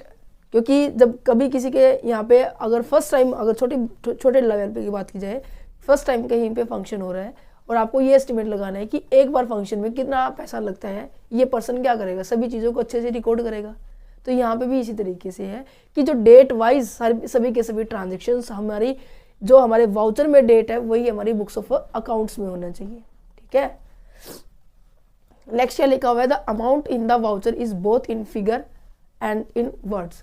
बैंक में पेमेंट करते वक्त, इवन विड्रॉ करते वक्त एंड इवन डिपॉजिट करते वक्त, जब डिपॉजिट करते हैं तो वहाँ पे नीचे एक वर्ड लिखा होता है कि आप रुपीस कितने डिपॉजिट करवाना चाहते हैं, देन उसके बाद नीचे लिखा होता है वर्ड्स के अंदर। अब आपने देखो फिगर में भी लिख दिया है और वर्ड्स के अंदर भी लिखना है कि मैं 1,55,000 मैं डिपॉजिट करवाना चाहता हूँ। ठीक है, इसी तरह से वाउचर में होता है, दोनों टर्म्स में अमाउंट्स लिखी होती है। ठीक है, नेक्स्ट क्या है, the voucher is sign by the person who has receive the payment and is duly stamped. देखो इवन इशू करने वाला भी, अब यहाँ पे मैंने सामान खरीदा, सेलर था, अब नेक्स्ट कौन था, बायर था, दोनों के साइन होंगे उस रिसिप्ट के ऊपर कि हाँ मैं बेचने वाला हूँ, हाँ तुम खरीदने वाले हो, दोनों के क्या होने चाहिए, उसके ऊपर साइन होने चाहिए, दोनों की एग्रीवनेस होनी चाहिए। ठीक है, यहाँ पे देखो क्या लिखा हुआ है, the voucher is sign by the person who has received the payment and duly stamped. And next क्या है, the voucher is sign by the person who is authorised to do so. उस काम को करने के लिए जो भी पर्सन ऑथराइज था उसके भी साइन होने चाहिए। राइट, नेक्स्ट पॉइंट क्या कहते हैं, 9th पॉइंट, जो ऑडिटर, मतलब ये पॉइंट पता है क्या है, जो ऑडिटर को देखने हैं कि हाँ ऐसा हो रहा है नहीं हो रहा, वाउचर उसी के नाम पे हो रहा है, वर्ड्स पे है नहीं है, ये सब देखना होता है ऑडिटर को ऑडिट करने से पहले। ठीक है, the voucher bear the revenue stamp if the amount involve is more than the reserve 500 rupees. ठीक है, अगर आपकी 500 रुपये से ट्रांजेक्शन ज़्यादा हो रही है तो आपको एक टिकट का यूज़ करना पड़ता है। जैसे कोर्ट में आप एक छोटी सी टिकट लगाते हो ना, वैसे एक टिकट का यूज, या फिर एक टिकट स्टैंप होती है, रिवेन्यू स्टैंप होती है, वो आपको यूज़ करनी पड़ेगी अगर आपकी ट्रांजेक्शन्स क्या हो रही है, जो अमाउंट है वो 500 रुपये से ज़्यादा हो रही है। राइट, नेक्स्ट पॉइंट क्या कह रहा है कि if the voucher required some special scrutiny and the auditor should be proceed cautiously only the use of the special tricks of its checking. ये कह रहा है कि अगर आपको कोई स्पेशल चेकिंग की बात की जा रही है, ऑडिटर को कोई स्पेशल चेकिंग करनी है, तो हमें क्या करना पड़ेगा, उसे एक ट्रिक का यूज़ करना पड़ेगा, उस प्रॉपर चेकिंग को करने के लिए प्रॉपर सावधानी बरतनी पड़ेगी। इसका मतलब क्या है, कॉजनली का मतलब क्या है, सावधानी। एक सेकेंड, सावधानी बरतनी पड़ेगी। ठीक है, कोई भी ऐसा कोई नया काम आ रहा है, इवन कोई स्पेशल चेकिंग करनी है, तो उनके लिए आपको प्रॉपर ट्रैक भी बनाना पड़ेगा, प्रॉपर ट्रिक भी बनानी पड़ेगी कि किस तरीके से हम कोई काम करने वाले हैं। देखो वाउचर में एक मैंने इसकी कैरेक्टरिस्टिक्स बताई थी, सिस्टमैटिक बताया था। सिस्टमैटिक में क्या है, होता है कि हर चीज स्टेप बाय स्टेप होती है। ठीक है, नेक्स्ट पॉइंट क्या है कि क्वेश्चन पॉइंट नंबर 11 कि the amount and the description in the voucher must be tally with the same in the book of account where the transaction is recorded. ये क्या कह रहा है कि जो वाउचर है, ये आपका वाउचर है और ये आपकी बुक ऑफ अकाउंट है। ठीक है, इनको इसका अमाउंट और इसका अमाउंट दोनों का क्या होना चाहिए, सेम होना चाहिए। दोनों का जो ट्रांजेक्शन्स है वो क्या होनी चाहिए, मैच होनी चाहिए। ये नहीं है कि इसमें कुछ और ट्रांजेक्शन लिखी है, बुक्स ऑफ अकाउंट में हमने कुछ और ट्रांजेक्शन लिख दी है, नहीं, दोनों का अमाउंट जो है वो दोनों टैली होनी चाहिए, दोनों का अमाउंट मैच होना चाहिए। ठीक है, नेक्स्ट क्या लिखा हुआ है, the auditor should not take any help from any member of the staff of the client while, ये नहीं आएगा, staff of the client vouching the entry by the checking vouchers. पता नहीं मिस्टेक इतनी क्यों कर रखी है, पता है क्या कह रहा है, मैं बताती हूँ इसका मतलब क्या है। ये कहता है कि जब ऑडिटर ना वाउचर और बुक्स ऑफ अकाउंट को चेक करेगा, टैली करेगा, तो वो किसी भी ऑर्गेनाइजेशन के स्टाफ के मेंबर का हेल्प नहीं लेगा, स्टाफ के मेंबर का यूज़ नहीं करेगा। ठीक है, मीन्स की बुक्स ऑफ अकाउंट को उठाया, वाउचर को उठाया, वो खुद उस चीज़ को मैच करेगा, किसी भी तरह के पर्सन इंक्लूड नहीं होंगे उसमें। ठीक है। अगर नॉर्मल सी बात है, आप ही ऑर्गेनाइजेशन के books of account, chartered accountant आपने बुक ऑफ अकाउंट तैयार किए, मैं आपकी ही मदद कर रही हूँ, तो इनकेस अगर एरर आपने जानबूझ के की भी होगी, फ्रॉड करने की कोशिश भी की होगी, क्या आप मुझे वो फ्रॉड बताएंगे? क्या आप अपने आप को नुकसान देंगे? ऑब्वियसली नहीं देंगे। तो दैट्स अ रीज़न कि जो ऑडिटर होगा जब वाउचर्स और बुक्स ऑफ अकाउंट को टैली करेगा तो वो किसी भी स्टाफ के मेंबर को इंक्लूड नहीं करेगा, ठीक है। नेक्स्ट क्या लिखा हुआ है, all the voucher related to a particular account should be checked in a one sitting और एज अ कंटिन्यूअस प्रोसेस। पता है क्या कह रहा है कि जब आप किसी बुक्स ऑफ अकाउंट को चेक करें, मैं कह रही हूँ कि मैंने परचेज बुक को चेक किया है, किसको चेक किया है? परचेज बुक को। जब मैं परचेज बुक को चेक करने जा रही हूँ तो उस टाइम मैं उसको पूरा करके ही उठूँ। अब मेरे को ये पता है कि ये चैप्टर कंप्लीट करना है, अब मैं इस चैप्टर को जब तक कंप्लीट नहीं करूँगी, अगर बीच में उठ गई तो रिदम चली जाएगी, राइट। समझ पा रहे हैं? तो यहाँ पे क्या है कि परचेज बुक को जब मैंने उठाया तो एक पर्टिकुलर अकाउंट उठा लिया और उसको एक ही सिटिंग में, वन सिटिंग में कंटिन्यूस लेवल पे मैं उसकी चेकिंग करके फिर उसको कंप्लीट करके फिनिश अप कर दूँ। अगर कुछ एरर निकलती है तो बता दो, नहीं निकलती है तो रहने दो, ठीक है। क्लियर अनक्लियर रिपोर्ट तैयार करते हैं, ठीक है। नेक्स्ट क्या है, in case there is any special provision in this partnership deed and oh my god the memorandum of association with respect to vouching the auditor should be abide by the such provision. पता है क्या कह रहा है, partnership deed किसके लिए होती है? पार्टनरशिप डीड किसका प्रोविजन है? ये पार्टनरशिप फर्म के लिए, फर्म के लिए होता है बच्चे। और जो मेमोरेंडम ऑफ एसोसिएशन होता है वो किसके लिए होता है? वो होता है आपकी कंपनी के लिए, कि आप कंपनी में दो प्रिंसिपल डॉक्यूमेंट्स होते हैं, एमओए और एओए, ये दोनों प्रिंसिपल डॉक्यूमेंट होते हैं, ठीक है। तो the auditor should abide by such provision, auditor क्या करेगा? उनका पालन करेगा। नॉर्मल सी बात है, इसके रूल रेगुलेशन अलग होंगे, इसमें अप्रोप्रिएशन ऑफ अकाउंट बनता है, profit and loss appropriation of account बनता है, इसमें मेमोरेंडम ऑफ एसोसिएशन में आपको प्रोविजंस अलग दिए होंगे, शेयर्स की एंट्रीज अलग होती है, डिवेंचर्स की एंट्री अलग होती है, उनकी रिडीम करने की एंट्रीज अलग होती है, कोई भी अलग प्रोविजंस है कंपनी का, ऑडिटर्स को उन सच प्रोविजन, उन सभी प्रोविजंस को फॉलो करना पड़ेगा अगर कुछ स्पेशल प्रोविजन है, स्पेसिफिक प्रोविजन है, ओके। नेक्स्ट क्या है जो ऑडिटर को ध्यान रखना पड़ेगा, the auditor should prepare, oh my God, ये नोट्स में इतनी अब की बार मिस्टेक तो नहीं है, थोड़ा सा लग रहा है मुझे ट्रांसलेट करते वक्त, क्योंकि हिंदी में भी बहुत से बच्चे लेते हैं। अगर आप कोई नोट्स की रिक्वायरमेंट, आप नोट्स लेना चाहते हैं तो आप इन नोट्स को एक्सेस कर सकते हैं, आप हमें व्हाट्सएप ग्रुप या फिर ईमेल पे मैसेज कर सकते हैं नोट्स को लेने के लिए।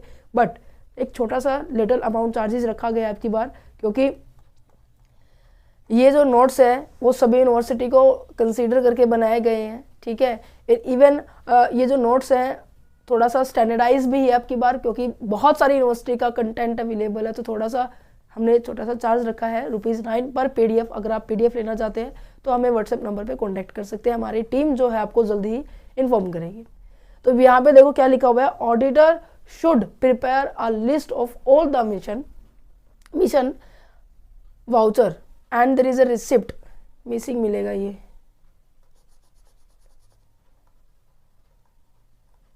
मिसिंग वाउचर, मैं आपको मिस्टेक साथ साथ बताती जा रही हूँ, ठीक है। And satisfy himself with regard to the reason for their being missing and the demand their duplicate copy. पता है क्या कह रहा है कि अगर जब ऑडिटर क्या कर रहा है, वाउचर्स को प्रिपेयर कर रहा है, वाउचर्स को देखा जा रहा है कितने आए हैं कितने गए हैं, तो अगर वो उसमें से कुछ ऐसे पॉइंट्स हैं जो मिसिंग हो गए हैं और उन मिसिंग पॉइंट्स को देखने के लिए हम क्या कहेंगे कि कोई नहीं बात नहीं, आप डुप्लीकेट कॉपी हमें दे दो। आपने एक देखा होगा जब भी आप किसी को स्कूल रिसीट देखी है, स्कूल नहीं तो आपने, आप कॉलेज में है बच्चे, कॉलेज कभी ना कभी आपने एक डायरी देखी होगी जो देने वाला होता है, उस पर ना एक डायरी ऐसी होती है जिसपे ना येलो पिंक कलर का पेज होता है, उसके पीछे कार्बन कॉपी लगी होती है, उसके पीछे एक वाइट कलर का पेज होता है, ये है वाइट कलर का पेज, ये है पिंक कलर का पेज, ये है कार्बन कॉपी, ठीक है। अब मैं इसके ऊपर जो भी कुछ लिखूंगी वो कार्बन कॉपी की मदद से वो किसके ऊपर जा रहा है, वाइट पेज पे जा रहा है। अब मेरे पास ये गुम हो गया है, ठीक है, तो क्या मैं इस वाइट पेज जो डुप्लीकेट कॉपी है, इसकी मदद से अपने बुक्स ऑफ अकाउंट को चेक कर सकती हूँ। सेम एज इट इज़ ये ऑडिटर कह रहा है कि अगर आपके पास एक्चुअल की जो ओरिजिनल डॉक्यूमेंट नहीं है तो कोई दिक्कत नहीं है, आप हमें एक डुप्लीकेट कॉपी की डिपॉजिट करवा लो। वो एक डिमांड कर सकता है इस चीज़ की, अगर वो खुद सेटिस्फाइड नहीं हो रहा तो। ठीक है, ये 15 पॉइंट थे जो कि एक ऑडिटर को ऑडिट करने से पहले ध्यान में रखना पड़ता है। ये पॉइंट भी वेरी वेरी इंपॉर्टेंट है बेटे। इस चैप्टर के अंदर 3 से 4 टॉपिक ऐसे हैं जो इम्पॉर्टेंट है। मैंने आपको पहले ही बताया, जब मैंने 2021, 18, 21, 22 इनका पेपर जब अपलोड किया था, वहाँ पर ये क्वेश्चंस जो मैं अभी बता रही हूँ इम्पोर्टेंट है, ये एक्चुअल में आए हुए हैं। आप देखना ज़रूर वीडियो को ख़त्म करने के बाद। ठीक है, अब यहाँ पे बढ़ते हैं यहाँ पे बढ़ते हैं वाउचिंग ऑफ कैश बुक। अब सभी तरह की कैश वाउचिंग आएगी, वाउचर्स आएंगे, कैश बुक का आएगा, परचेज का आएगा, रिटर्न का आएगा। अगर आपने एक वाउचिंग को अच्छे से पढ़ लिया तो बाकी वाउचिंग के सभी पॉइंट्स बना सकते हैं। तो इसलिए दैट्स द रीज़न कि मैं कैश बुक के समझाऊंगी, और उसके बाद परचेज के, सेल्स के, cell return, purchase book, creditor, debtors, सबका आपको पता होना चाहिए। ठीक है, चलो बढ़ते हैं। देखो कैश बुक क्या होता है, किस तरह की ट्रांजेक्शन उसमें रिकॉर्ड करते हैं। अब लिखा ही कैश बुक है तो कैश का मतलब क्या होता है, मनी, मनी से रिलेटेड ट्रांजेक्शन हो रही है। बुक का मतलब क्या है, एक नॉर्मल सी बुक जिसके अंदर आप सभी चीज़ों को रिकॉर्ड कर रहे हैं। ठीक है, और वाउचिंग का मतलब एक प्रोसेस जिसके अंदर हम ये चेकआउट करते हैं कि जो आपके जो वाउचर है और आपके जो बुक्स ऑफ अकाउंट है वो दोनों एक दूसरे से मैच हो रहे हैं नहीं हो रहे हैं। राइट, तो vouching of a cash book is a process, देखो लिखा हुआ है, process of verification the transaction recording the cash book with supportive document. जो भी आपके सपोर्टिव डॉक्यूमेंट है, सपोर्टिव डॉक्यूमेंट्स क्या है अभी हमने डिस्कस किया, इनवॉइस है, रिसिप्ट है, बैंक स्टेटमेंट है, इवन कॉन्ट्रैक्ट है, ये सभी आपके क्या है, सपोर्टिव डॉक्यूमेंट है। इन सपोर्टिव डॉक्यूमेंट की मदद से आप क्या करते हो, वेरीफाई करते हो आपकी कैश बुक की ट्रांजेक्शन्स को। It involve the checking the accuracy and authenticity of the cash transaction by the examining the relevant vouchers such as the, अब ये देखो यही आ गया, क्या आपको वही लग रहा है? बस हाँ, अब ये कहते हैं ना कि आपको स्टेज बदलनी है, नाम देखो कैश बुक है तो कैश बुक लगा दी, कैश से रिलेटेड ट्रांजेक्शन की बात की जाएगी। वाउचिंग की जो अभी हमने कैरेक्टरिस्टिक्स पढ़ी, फीचर्स पढ़ी, इंपॉर्टेंस पढ़ी, कितने टाइप के होते हैं और ये क्यों किया जाता है, वो सभी एज इट इज इसमें आएंगे। ठीक है, अब यहाँ पे देखो vouching of the cash book is a important step, ये एक बहुत ही इम्पॉर्टेंट स्टेप है। क्यों है बताते हैं क्यों, क्योंकि ऑडिट और the accounting process as its help in the ensuring the reliability and accuracy of the financial statement, financial record related to the cash transactions. It providing the ensure that the cash transactions are properly recorded and the supported by the valid evidence. अब मैं आपको बताती हूँ, अगर आप कोई भी सामान परचेज कर रहे हैं, इवन कोई भी सामान आप सेल कर रहे हैं, वहाँ पे किसकी सबसे उसमें सब में किसकी ज़रूरत होती है, कैश में परचेज करेंगे, कैश में डीलिंग करेंगे, कैश आपके पास होना चाहिए, कैश इतना चला गया है, क्रेडिटर्स इतने हैं, दैट मीन्स हमें इतनी पेमेंट करनी रहती है, डेटर्स इतने हैं, दैट मीन्स हमें इतनी पेमेंट रिसीव करनी रहती है, यही होता है ना। तो कहीं ना कहीं हर जगह कैश आएगा आपका, इवन हर जगह आपको कैश की रिक्वायरमेंट है। राइट, तो यहाँ पर एक सेकेंड, तो यहाँ पर इसलिए कहते हैं कि जो कैश की ट्रांजेक्शन्स है वो बहुत ज़्यादा इंपॉर्टेंट होती है, क्योंकि आपकी जो फाइनेंशियल रिकॉर्ड है ना, उसके अंदर सभी तरह की कैश की ट्रांजेक्शन्स होती है। और अगर कैश ट्रांजेक्शन ठीक है, प्रॉपरली रिकॉर्ड की गई है, तो कहीं ना कहीं एक वैलिड इन्फॉर्मेशन देगा। वैलिड इन्फॉर्मेशन किसके बेस पे होगा, वैलिड एविडेंस के ऊपर बेस होगा।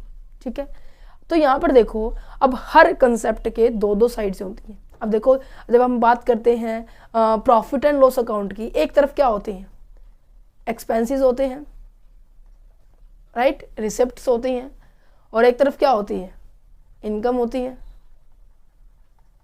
इनकम एंड एक्सपेंडिचर का कंसेप्ट होता है, रिसिप्ट्स होती हैं, यहाँ पे क्या होती है, पेमेंट्स होती है। तो इसी तरह से कैश की बुक्स अकाउंट्स में भी दो साइडेड होती हैं। दो वन साइड, एक साइडेड क्या है आपकी रिसिप्ट साइड है, दूसरी साइड क्या है आपकी पेमेंट साइड है।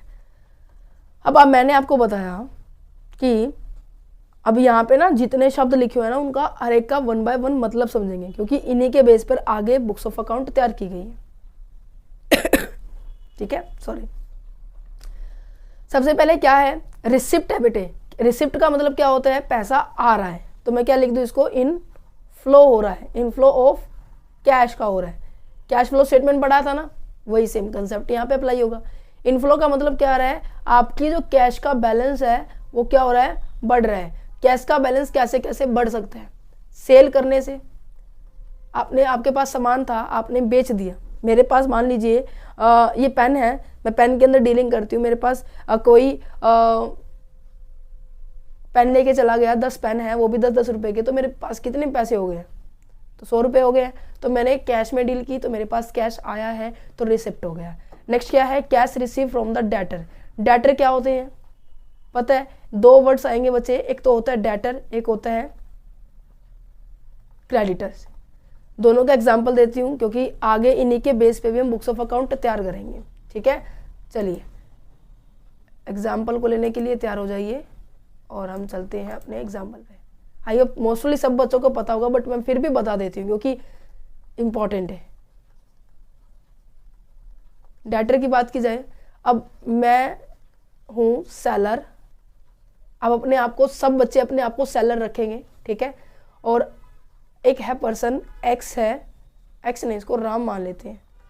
राम एक व्यक्ति है जिसने हमसे सामान खरीदा है, ये है बायर, ठीक है। हमने इसको सामान सेल कर दिया है, ठीक है। सामान सेल किया है 20,000 रुपये का। आप इसके अच्छे मतलब नॉन हैं, ठीक है। और इवन नॉन क्यों हुए, क्योंकि आपसे मोस्टली ट्रांजेक्शन आपसे ही करता है, आपसे ही सामान खरीदता है। तो आपने क्या कर दिया, इसको उधार में सामान बेच दिया और आपने इसने आपको पेमेंट नहीं दी। कहता है कि मेरे पास अभी पैसे नहीं है, मेरी सैलरी ना 10 तारीख को आएगी, तो मैं आपको 10 तारीख को पेमेंट कर दूंगा। 10 दिसंबर को मेरी सैलरी आएगी तो मैं आपको पेमेंट कर दूंगा। आज है 21/11/23, तो 21/11/23 को इसने सामान खरीदा और ये कहते हैं कि मैं 10/12 को मैं ट्रांजेक्शन पेमेंट कर दूंगा। कहते हैं ठीक है, आप मेरे डेली के कस्टमर हैं, हो जाएगा। तो क्या आप अपनी बुक्स के अकाउंट में दिखाओ तो गे ना कि मैंने इतने का सेल किया है, इतने पैसे मेरे पास आएंगे। तो आपके पॉइंट ऑफ व्यू से, सेलर के पॉइंट ऑफ व्यू से, ये जो बायर है राम है, आपके पॉइंट ऑफ व्यू से बायर क्या होगा, ऐसा पर्सन जिसको आपको पेमेंट करनी है, राइट, क्योंकि इसने आपसे सामान खरीदा है। तो आपके पॉइंट ऑफ व्यू से ये हो जाएगा डेटर। दैट्स अ रीजन कि हम डेटर को एसेट साइड नजर दिखाते हैं बैलेंस शीट के अंदर। क्यों एसेट साइड क्यों नजर दिखाया, क्योंकि एक तरह से हमारी एसेट्स है, क्योंकि इससे हमें पैसा रिसीव होगा, हमारा बैलेंस क्या होगा, बढ़ रहा है। ठीक है, समझ में आ गया। अगर मैं वही चीजें क्रेडिटर्स की बात कर दूं, क्रेडिटर हमेशा किस तरफ आते हैं, लायबिलिटी साइड आते हैं बच्चे, क्रेडिटर यहाँ पे आते हैं। अब मैं कह रही हूँ कि क्रेडिटर्स हैं, तो नॉर्मल सी बात है आपके लिए लायबिलिटी क्रिएट। अब यहाँ पे एसेट्स आपका बुक ऑफ अकाउंट था, तो आपके लिए डेटर क्रिएट हुआ। कौन, राम क्रिएट हुआ। मैं इसके ब्रैकेट में राम लिख देती हूँ, ठीक है, समझ में आ गया। अब मैं यहाँ पे लेके चल रही हूँ, ये हैं आप, ठीक है, ये है मेरे स्टूडेंट्स, सभी बच्चे हैं यहाँ पर, ठीक है। और यहाँ से आपने सामान खरीदा है, ये है एक सेलर, आपने इससे सामान खरीदा और इसने आपको सामान दे भी दिया और आप ये कहते हैं कि मेरे पास अभी पैसे नहीं है। अब इस टाइम आप खरीद रहे हैं, उस टाइम कौन खरीद रहा था, आप सेलर थे, आप खरीद नहीं रहे थे, आप बेच रहे थे। तो कहीं ना कहीं जब आप सेलर होते हैं तो जो अगर वो क्रेडिट में आपने सेल किया, तो वो जो पर्सन है जिसको आपने क्रेडिट में सेल किया वो डेटर बन जाता है। जब आप बायर होते हैं, और बायर भी कैसे हैं, आपने उधार में खरीदा है, तो आपको इसको पेमेंट तो करनी है ना कभी ना कभी। या हवा में कहोगे कि रहने दे, अब तो दिन गई रात गई बात गई, है ना, ऐसा थोड़ी ना कहोगे, नहीं ना, ऐसा करना भी नहीं है। तो क्या कहोगे, जब अगर आपने किसी सेलर से सामान को उधार में खरीदा है, तो आप अपनी बुक्स ऑफ अकाउंट में क्या कहेंगे, आप अपने बुक्स ऑफ अकाउंट में क्या कहेंगे कि मेरे लिए क्रेडिटर्स कौन है, किसको मुझे अभी पेमेंट करनी रहती है, ये सेलर है, इसको मुझे पेमेंट करनी रहती है। मीन्स कि ये आपकी लायबिलिटी है, इसको आपको पेमेंट करना अभी रहता है। ठीक है, आई होप ये डेटर और क्रेडिटर का कंसेप्ट आपको समझ में आ गया होगा। अगर आपको आपके डेटर से पैसा रिसीव हो रहा है, तो इसका मतलब क्या है कि आपने सामान बेचा है। तो नॉर्मल सी बात है, बेचा है, उधार में बेचा है, कभी ना कभी उससे पैसा लोगे। तो अगर डेटर से पैसा मिल रहा है तो वो यहाँ पे किस तरीके से रिसिप्ट है। अगर आप बिल रिसीवेबल भी सेम इसी तरह से होता है कि आपने एक रिसिप्ट, एक आपने डॉक्यूमेंट इशू कर देते हो, ठीक है। Income from the interest and dividend, ये कह रहे हैं कि इंटरेस्ट और डिविडेंड से आपको इनकम हो रही है। इंटरेस्ट का मतलब क्या होगा, आपने किसी को पैसा उधार पे दे रखा है तो आपको इंटरेस्ट मिलेगा, है ना, नॉर्मल सी बात है। आपने, अब मैं कह रही हूँ कि मुझे 10 लाख की जरूरत है, आप सभी, मैं आपसे लोगों से कहूँगी मुझे पैसे दे दो, ठीक है, क्या आप वैसे ही दे देंगे किसी, आप मेरे को इवन नहीं देंगे, राइट। जैसे बैंक में होता है, बैंक में आप पैसे लोन लेते हो, क्या बैंक वाले ऐसे ही दे देते हैं लोन आपको, नहीं ना, इंटरेस्ट चार्ज करते ना। इसी तरीके से आपने किया, आपने किसी को पैसे दिए कुछ टाइम के लिए, आप उसके ऊपर क्या चार्ज करोगे, इंटरेस्ट चार्ज करोगे, ठीक है जी। डिविडेंड की बात की जाए तो डिविडेंड क्या है, डिविडेंड के अंदर क्या है कि जब आपने किसी कंपनी के शेयर्स में इन्वेस्ट किया है, राइट, जब शेयर में इन्वेस्ट करते हैं, आपने इन्वेस्ट किया, बच्चे ध्यान से सुना, जब आप कहीं पे पैसा इन्वेस्ट कर रहे हो, पैसा आप किसी को दे रहे हो, सामान बेच रहे हो, तो नॉर्मल सी बात, उसके बदले में क्या लोगे, डिविडेंड लोगे, इंटरेस्ट लोगे, पेमेंट रिसीव करोगे, तो वो आपकी रिसिप्ट साइड होगी। रेंट रिसीव हो, आपने कमरा किराए पे चढ़ा दिया तो वो रेंट रिसीव्ड है। कमरा तो छोटे लेवल पे हो गया, अब मैं कह रही हूँ कि मैंने फ्लैट बना दिए सेक्टर 17 में चंडीगढ़ में, तो क्या है ये, सारे के सारे जितने भी फ्लैट्स में रह रहे हैं लोग, उनसे मैं क्या करूँगी, रेंट रिसीव करूँगी। कमीशन रिसीव करना, दैट मीन्स समझते हैं कमीशन, आप कोई भी काम कर रहे हैं बीच में कमीशन चार्ज किया जाता है। सब्सक्रिप्शन रिसीव करना, आप किसी का सब्सक्रिप्शन ले रहे हैं, वो भी आपकी कहीं ना कहीं ये इनकम जनरेट हो रही है। Receive from the sale of the other assets, कोई भी एसेट्स आप सेल कर रहे हो, तो सेल कर रहे हैं तो नॉर्मल सी बात है इनकम आपसे मिलेगी, आपको मिलेगी। Claim receive under the insurance policy, ठीक है, ये भी बढ़िया है, आपने क्लेम रिसीव हुआ है। अब देखो, आपने बढ़िया गाड़ी खरीदी थी, नहीं खरीदी थी, आपने उसका इंश्योरेंस करवाया था, ठीक है, इंश्योरेंस करवाने से पहले इंश्योरेंस करवाया था तो प्रीमियम पे करना पड़ा था, ये भी हमने इंश्योरेंस वाले चैप्टर में किया हुआ है कि प्रीमियम पहले पे करना पड़ता है, ठीक है। जब तक प्रीमियम पे नहीं करोगे तो आपको किसी भी तरह का क्लेम भी नहीं मिलता, तो आपने सबसे पहले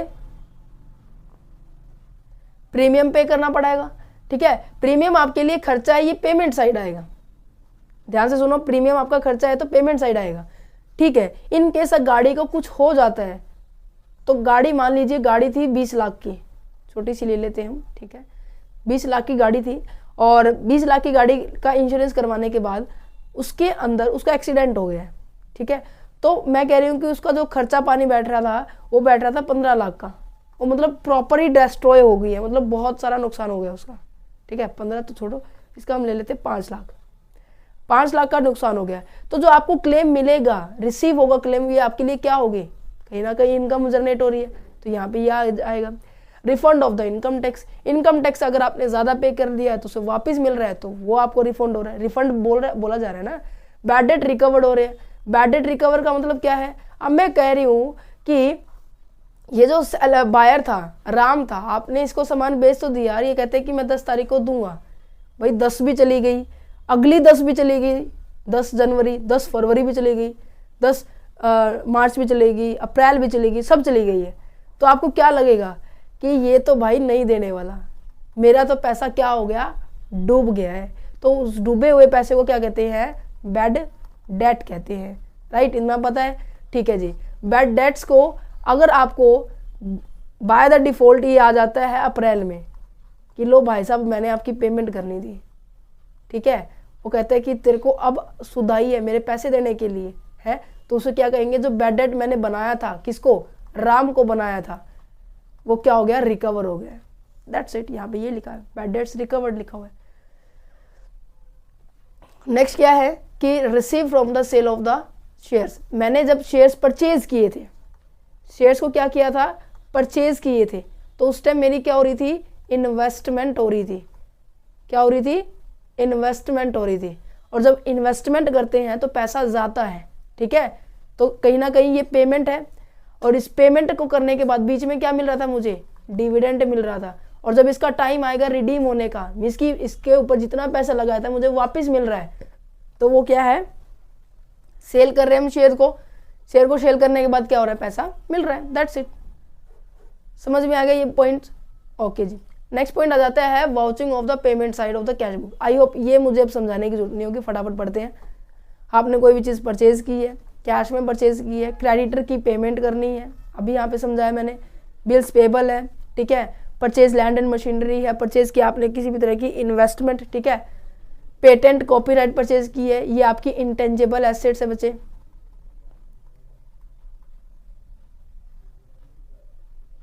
इंटेंजिबल एसेट्स है, ठीक है, एक सेकेंड,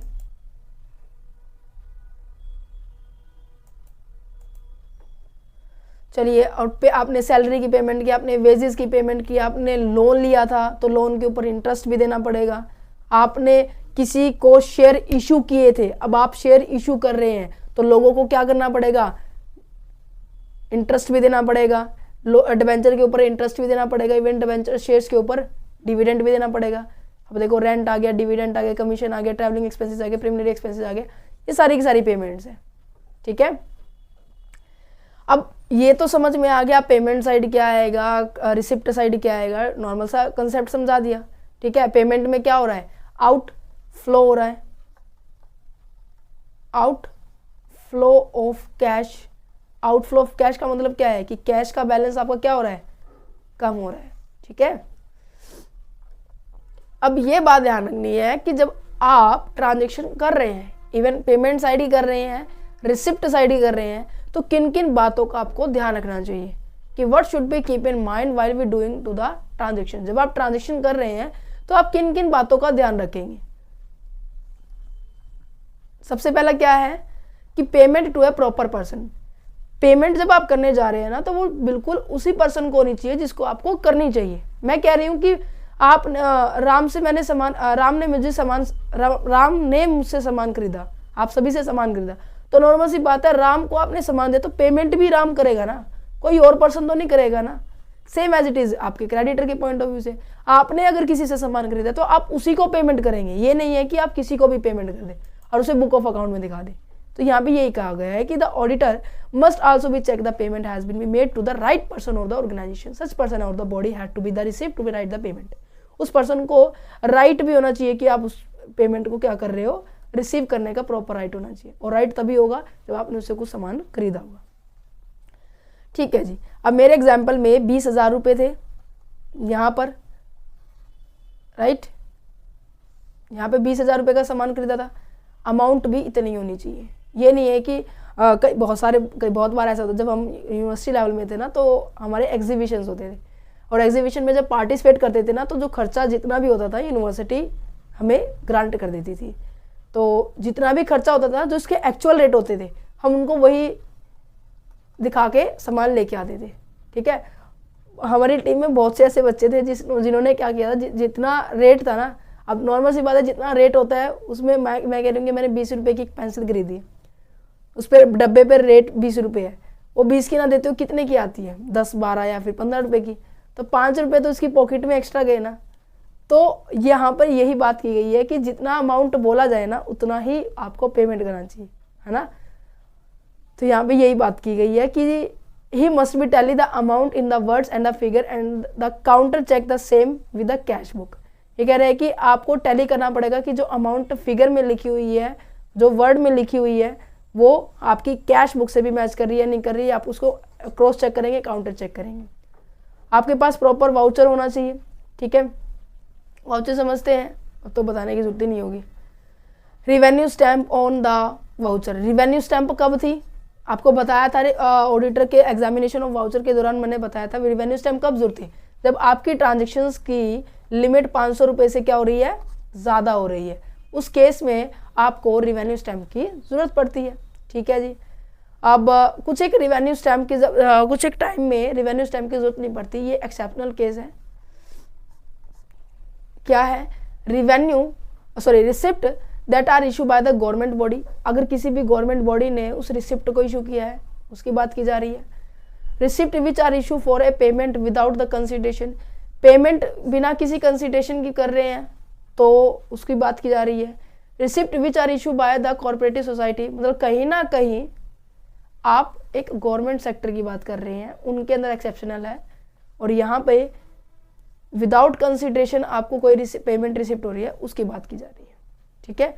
अब ये जो टॉपिक है ना बैलेंस शीट में समझाया था मैंने, बैलेंस शीट नहीं सॉरी बिजनेस लॉ में चैप्टर नंबर 7 कंसिडरेशन का, ये थोड़ा सा टॉपिक लेंथी है। कंसिडरेशन का मतलब होता है कि आपको प्रतिफल उसके अपोजिट में क्या मिला। अगर आप किसी को सामान बेच रहे हो और बिना पेमेंट रिसीव हुए कोई आप सामान बेच रहे हो, उसकी बात की जा रही है। नेक्स्ट क्या है, payment being related to the business. ये क्या बताने की बात है मुझे, क्योंकि पूरा चैप्टर ही इसी पे बात की जा रही है कि पेमेंट आपके बिजनेस से रिलेटेड होनी चाहिए। ये मैं आपको अगर बात बताऊं ना, तो ये पॉइंट्स जो है ना कि कौन कौन सी बातों का ध्यान रखना चाहिए, कहीं ना कहीं ये पॉइंट्स यहाँ पर मैच हो रहे हैं। 15 के 15 पॉइंट्स यहाँ मैच हो रहे हैं। और आपकी बुक के अंदर बहुत सारे बुक्स ऑफ अकाउंट्स प्रिपेयर करने की क्वेश्चंस पॉइंट दिए हुए हैं, तो सब में ये पॉइंट्स जरूर लिख के आने हैं। जब आपसे ये पूछा जाए ना कि ऑडिटर को कौन सी बातें ध्यान रखनी चाहिए, कैश बुक को तैयार करते वक्त कौन सी ध्यान रखनी, सब में ये सेम पॉइंट लिख के आना है कि इसमें ये बातें ध्यान रखनी है। नॉर्मल सी बात है, ट्रांजेक्शन होनी चाहिए, वाउचर सेम होना चाहिए, टैली करना चाहिए, अमाउंट फिगर में होना चाहिए, डेट होनी चाहिए, और आपके बिजनेस से रिलेटेड होना चाहिए, ये सभी चीज़ होनी चाहिए, डेट वाइज होना चाहिए वाउचर्स। ठीक है, चलिए बढ़ते हैं अब हमारे नेक्स्ट पॉइंट के ऊपर, vouching of A purchase book. Purchase book देखो, जैसे हमने अभी कैश बुक का पढ़ा, वैसे ही हम क्या करेंगे, अब परचेज बुक का पढ़ेंगे।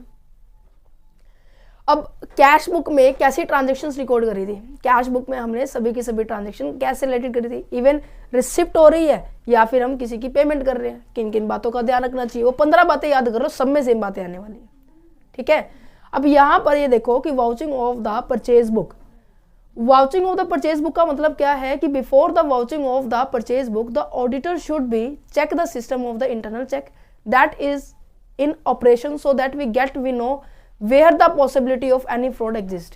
पता है क्या कह रहा है कि अगर ऑर्गेनाइजेशन के अंदर इंटरनल चेक होता है, देखो इंटरनल चेक का कंसेप्ट मैंने यहाँ पे करवाया था चैप्टर नंबर 5 में, internal control and internal control, internal check, internal audit. ये देखो अभी भी मैंने आपके सामने लिए रखा हुआ क्योंकि मुझे पता है कि आगे तक ये यूज होने वाले, तो दैट्स द रीजन जो प्रीवियस चैप्टर है कहीं ना कहीं आपके बेस है। अब यहाँ पे मैंने क्या बताया था कि जो आपका फैक्ट्री में सामान जा रहा है, फैक्ट्री में सामान बन रहा है, फैक्ट्री से सामान आपने उठाया है, और वो फैक्ट्री से सामान उठाने के बाद वो गया एक गाड़ी में लोड हो गया है, गाड़ी में लोड होने के बाद वो फर्म में गया, फर्म में जाने के बाद वो फैक्ट्री में गया, फैक्ट्री में जाने के बाद वो फिर आगे कहीं जाके प्रोसेस हो रहे हैं। ठीक है, तो यहाँ से जो सामान लोड हुआ है, लोड करने के बाद जो फैक्ट्री में जा रहा है, फर्म में जा रहा है, पर्सन नंबर बी था, और ये जो इसने काम किया है, इसके काम को कौन चेक कर रहा है, पर्सन बी कर रहा है, बी के काम को कौन चेक कर रहा है, पर्सन सी कर रहा है, सी के काम को कौन चेक कर रहा है, पर्सन डी कर रहा है। दैट मीन्स हर एक के काम को दूसरा व्यक्ति चेकआउट कर रहा है। इसके काम को इस तरीके से डिवाइड किया गया है कि पहले व्यक्ति का काम दूसरे व्यक्ति के द्वारा चेकआउट किया जाए, और कहीं भी एरर एंड फ्रॉड नजर आ रहा है तो वो पता लगा सकते हैं, डिटेक्ट कर सकते हैं। इस पूरे सिस्टम को हमने क्या कहा था, इंटरनल चेक कहा था। याद है? नहीं याद है तो अभी मैंने समझा दिया। तो ऑडिटर यही चेक करेगा कि क्या आपका जो इंटरनल जो चेकिंग सिस्टम है वो बढ़िया तरीके से चल रहा है, नहीं चल रहा है। अगर पॉसिबिलिटी है फ्रॉड की तो क्या नजर आएगा, पॉसिबिलिटी है फ्रॉड की तो उसे यहाँ पे ये पता चल जाएगा कितना कितना पॉसिबल है, फ्रॉड होने के चांसेस कितने हैं। ठीक है, in case the internal check system is satisfied, अगर इंटरनल चेक सिस्टम बढ़िया है तो auditor should be adopt the following techniques for the vouching the. ओहो बच्चे, मैं आप सभी को अब की बार एडवाइस दे रही हूँ कि जहाँ पर वॉचिंग वाटर लिखा हुआ है वहाँ पर वाउचिंग और वाउचर कर लेना। ठीक है, वाउचिंग द परचेज बुक, जब ऑडिटर क्या कर रहा है, परचेज बुक को देख रहा है, बना रहा है, चेकआउट कर रहा है, तो इन बातों का ध्यान रखेगा। सबसे पहली बात क्या है, checking the entry on the basis of the invoice. क्या ये मतलब रिपीट हो रही है पॉइंट्स? दैट्स द रीजन कि आपको 15 पॉइंट बिल्कुल अच्छे से करने हैं। ठीक है, कह रहे कि each entry in the purchase book must be vouched on the basis of the relevant invoice and the invoice is deemed to be the original voucher. ये कह रहे कि जितनी भी इनवॉइस को जब आप चेकआउट कर रहे हैं, जितनी भी इनवॉइस को आप देख रहे हैं, तो उसके अंदर ये देखा जाना चाहिए कि किसके बेस पे आप कर रहे हैं। जो वाउचर है वो रेलिवेंट होना चाहिए, और जो वो वाउचर है वो ओरिजिनल भी होना चाहिए, वो माना जाना चाहिए कि वो ओरिजिनल है। अगर ओरिजिनल नहीं है तो हम डुप्लीकेट के साथ भी मैच कर सकते हैं। ठीक है, और there is a following point need to be keep in mind while we checking the invoice. सबसे पहला क्या है, सेम एज इट इज, वही बात रिपीट हो रही है। Name of the business institution, supplier का name, even the purchase book के अंदर मैच होना चाहिए, और इनवॉइस नंबर। देखो ये पॉइंट नया है। क्या कह रहे हैं कि जो इनवॉइस नंबर है वो आपका मैच होना चाहिए, और डेट अमाउंट बाकी सभी सेम नज़र पॉइंट आ रहे हैं। अगर आपने ट्रेडिंग डिस्काउंट दिया है वो भी आपको दिखाना पड़ेगा, और बुक्स ऑफ अकाउंट में, परचेज बुक में आपको केवल नेट अमाउंट शो करनी है। एग्जाम्पल के तौर पर मैंने कहा कि मैंने 20,000 रुपये का सामान खरीदा है, मिस्टर राम ने 20,000 का सामान आपसे खरीदा है, आप थे ना यहाँ पे, आप यहीं थे ना, यहाँ देखो। अब कहते हैं कि अगर ये होता है ना कई बार कि आप सामान खरीद रहे हो, एक सामान आपने खरीदा है, ठीक है, अगर आप एक पेन 10 रुपये का खरीदेंगे तो आपको 10 का ही मिलेगा वो। अगर आप 50 पेन, पूरे पेनों का डब्बा खरीद रहे हो, तो क्या आपको 50 गुना में 10 करोगे? बताओ बेटा, वो 500 का मिलेगा? नहीं मिलेगा ना। वो कितने का मिलता है? वो कम का मिलता है। जैसे मैं अब खुद लेके आई हूँ पूरे 500 वाला लेके आई हूँ, 10 वाले पेनों का डब्बा लेके आई हूँ कंप्लीट, और मुझे वो एक पेन 8 रुपये का पड़ गया है, और उसके अंदर है 50 पेन, तो कितने रुपए का आ गया मेरे पास? ये 400 रुपये का। तो ये जो 100 रुपये का डिस्काउंट है वो ट्रेड डिस्काउंट है। मतलब कि जब आपने कोई भी सामान खरीदा है, उस सामान को खरीदते टाइम जो भी आपको डिस्काउंट मूल्य से, आप क्या कहते हो? ट्रेड डिस्काउंट कहते हैं। और कैश डिस्काउंट कब क्या होता है कि जब आपको ये कहे कि कैश की पेमेंट करते टाइम जब आपको डिस्काउंट मिले, उसे कैश डिस्काउंट कहते हैं। एग्जाम्पल के तौर पर देखते हैं क्या लिखा हुआ है कि जो कैश डिस्काउंट है, मैं कह रही हूँ कि अगर आप अभी 400 रुपये पे करेंगे तो मैं आपको और 10-20 रुपये का डिस्काउंट दे दूंगी, दैट मीन्स 380 रुपये आपको पेमेंट करने पड़े। अगर आप 3 दिन बाद करेंगे तो आपको पूरे 400 रुपये देने पड़ेंगे। तो आप क्या करते हो? 380 देने के चक्कर में आप आज के दिन ही पेमेंट कर देते हो, उसे बोलते हैं कैश डिस्काउंट। तो इन सभी चीज़ों को आपको देखना पड़ेगा कि जब आप ट्रेडिंग डिस्काउंट आपको मिल रहा है तो आपको नेट अमाउंट दिखानी है। अब मैंने सामान खरीदा है तो मेरे जो 400 रुपये है, मैं परचेज बुक में 400 रुपये दिखाऊंगी, ठीक है। Maintaining a record of the lost voucher, अगर कोई वाउचर गुम हो गया है या फिर कुछ और रीजन से, कुछ भी कारण है, आपके पास वाउचर ही नहीं है, ओरिजिनल वाउचर नहीं है, तो आप डुप्लीकेट वाउचर्स को अरेंज करके रखेंगे, ठीक है।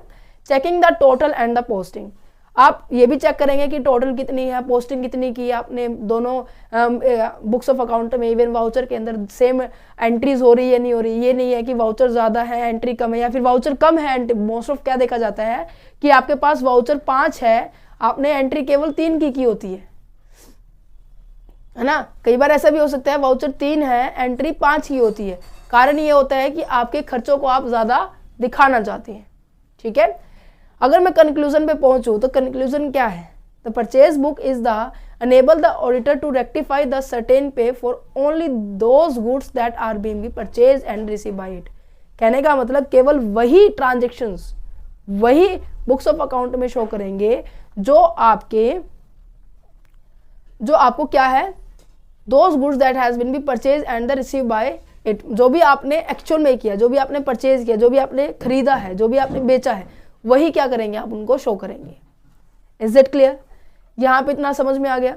अब आपको कुछ नजर आ रहा है कि कैश बुक से कहीं ना कहीं रिलेट कर रहा है, दैट्स अ रीजन कि इनको मैंने आगे एक्सप्लेन नहीं किया। आप इनको इजिली बुक से रीड कर सकते हैं। अगर आप बुक्स की PDF भी लेना चाहते हैं वो भी अवेलेबल है, ठीक है।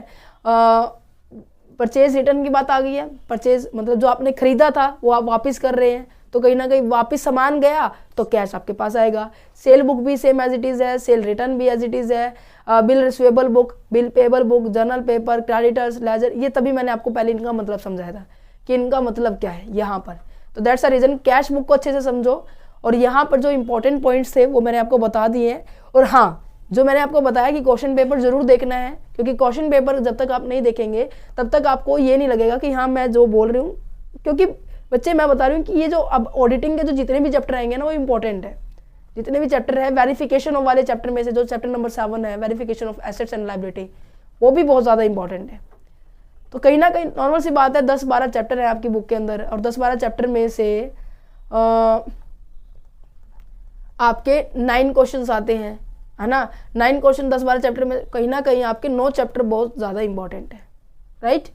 तो उम्मीद करते हैं जो आपको ये जो ऑडिटिंग की जो सीरीज़ है, इवन जो आपको नोट्स प्रोवाइड किए जा रहे हैं, सबके लिए हेल्पफुल होंगे। और आप उम्मीद करते हैं आपका पेपर बहुत अच्छा निकले, ठीक है। आज 21 तारीख हो गई है, 30 तारीख तक देखते हैं कितना सिलेबस होता है।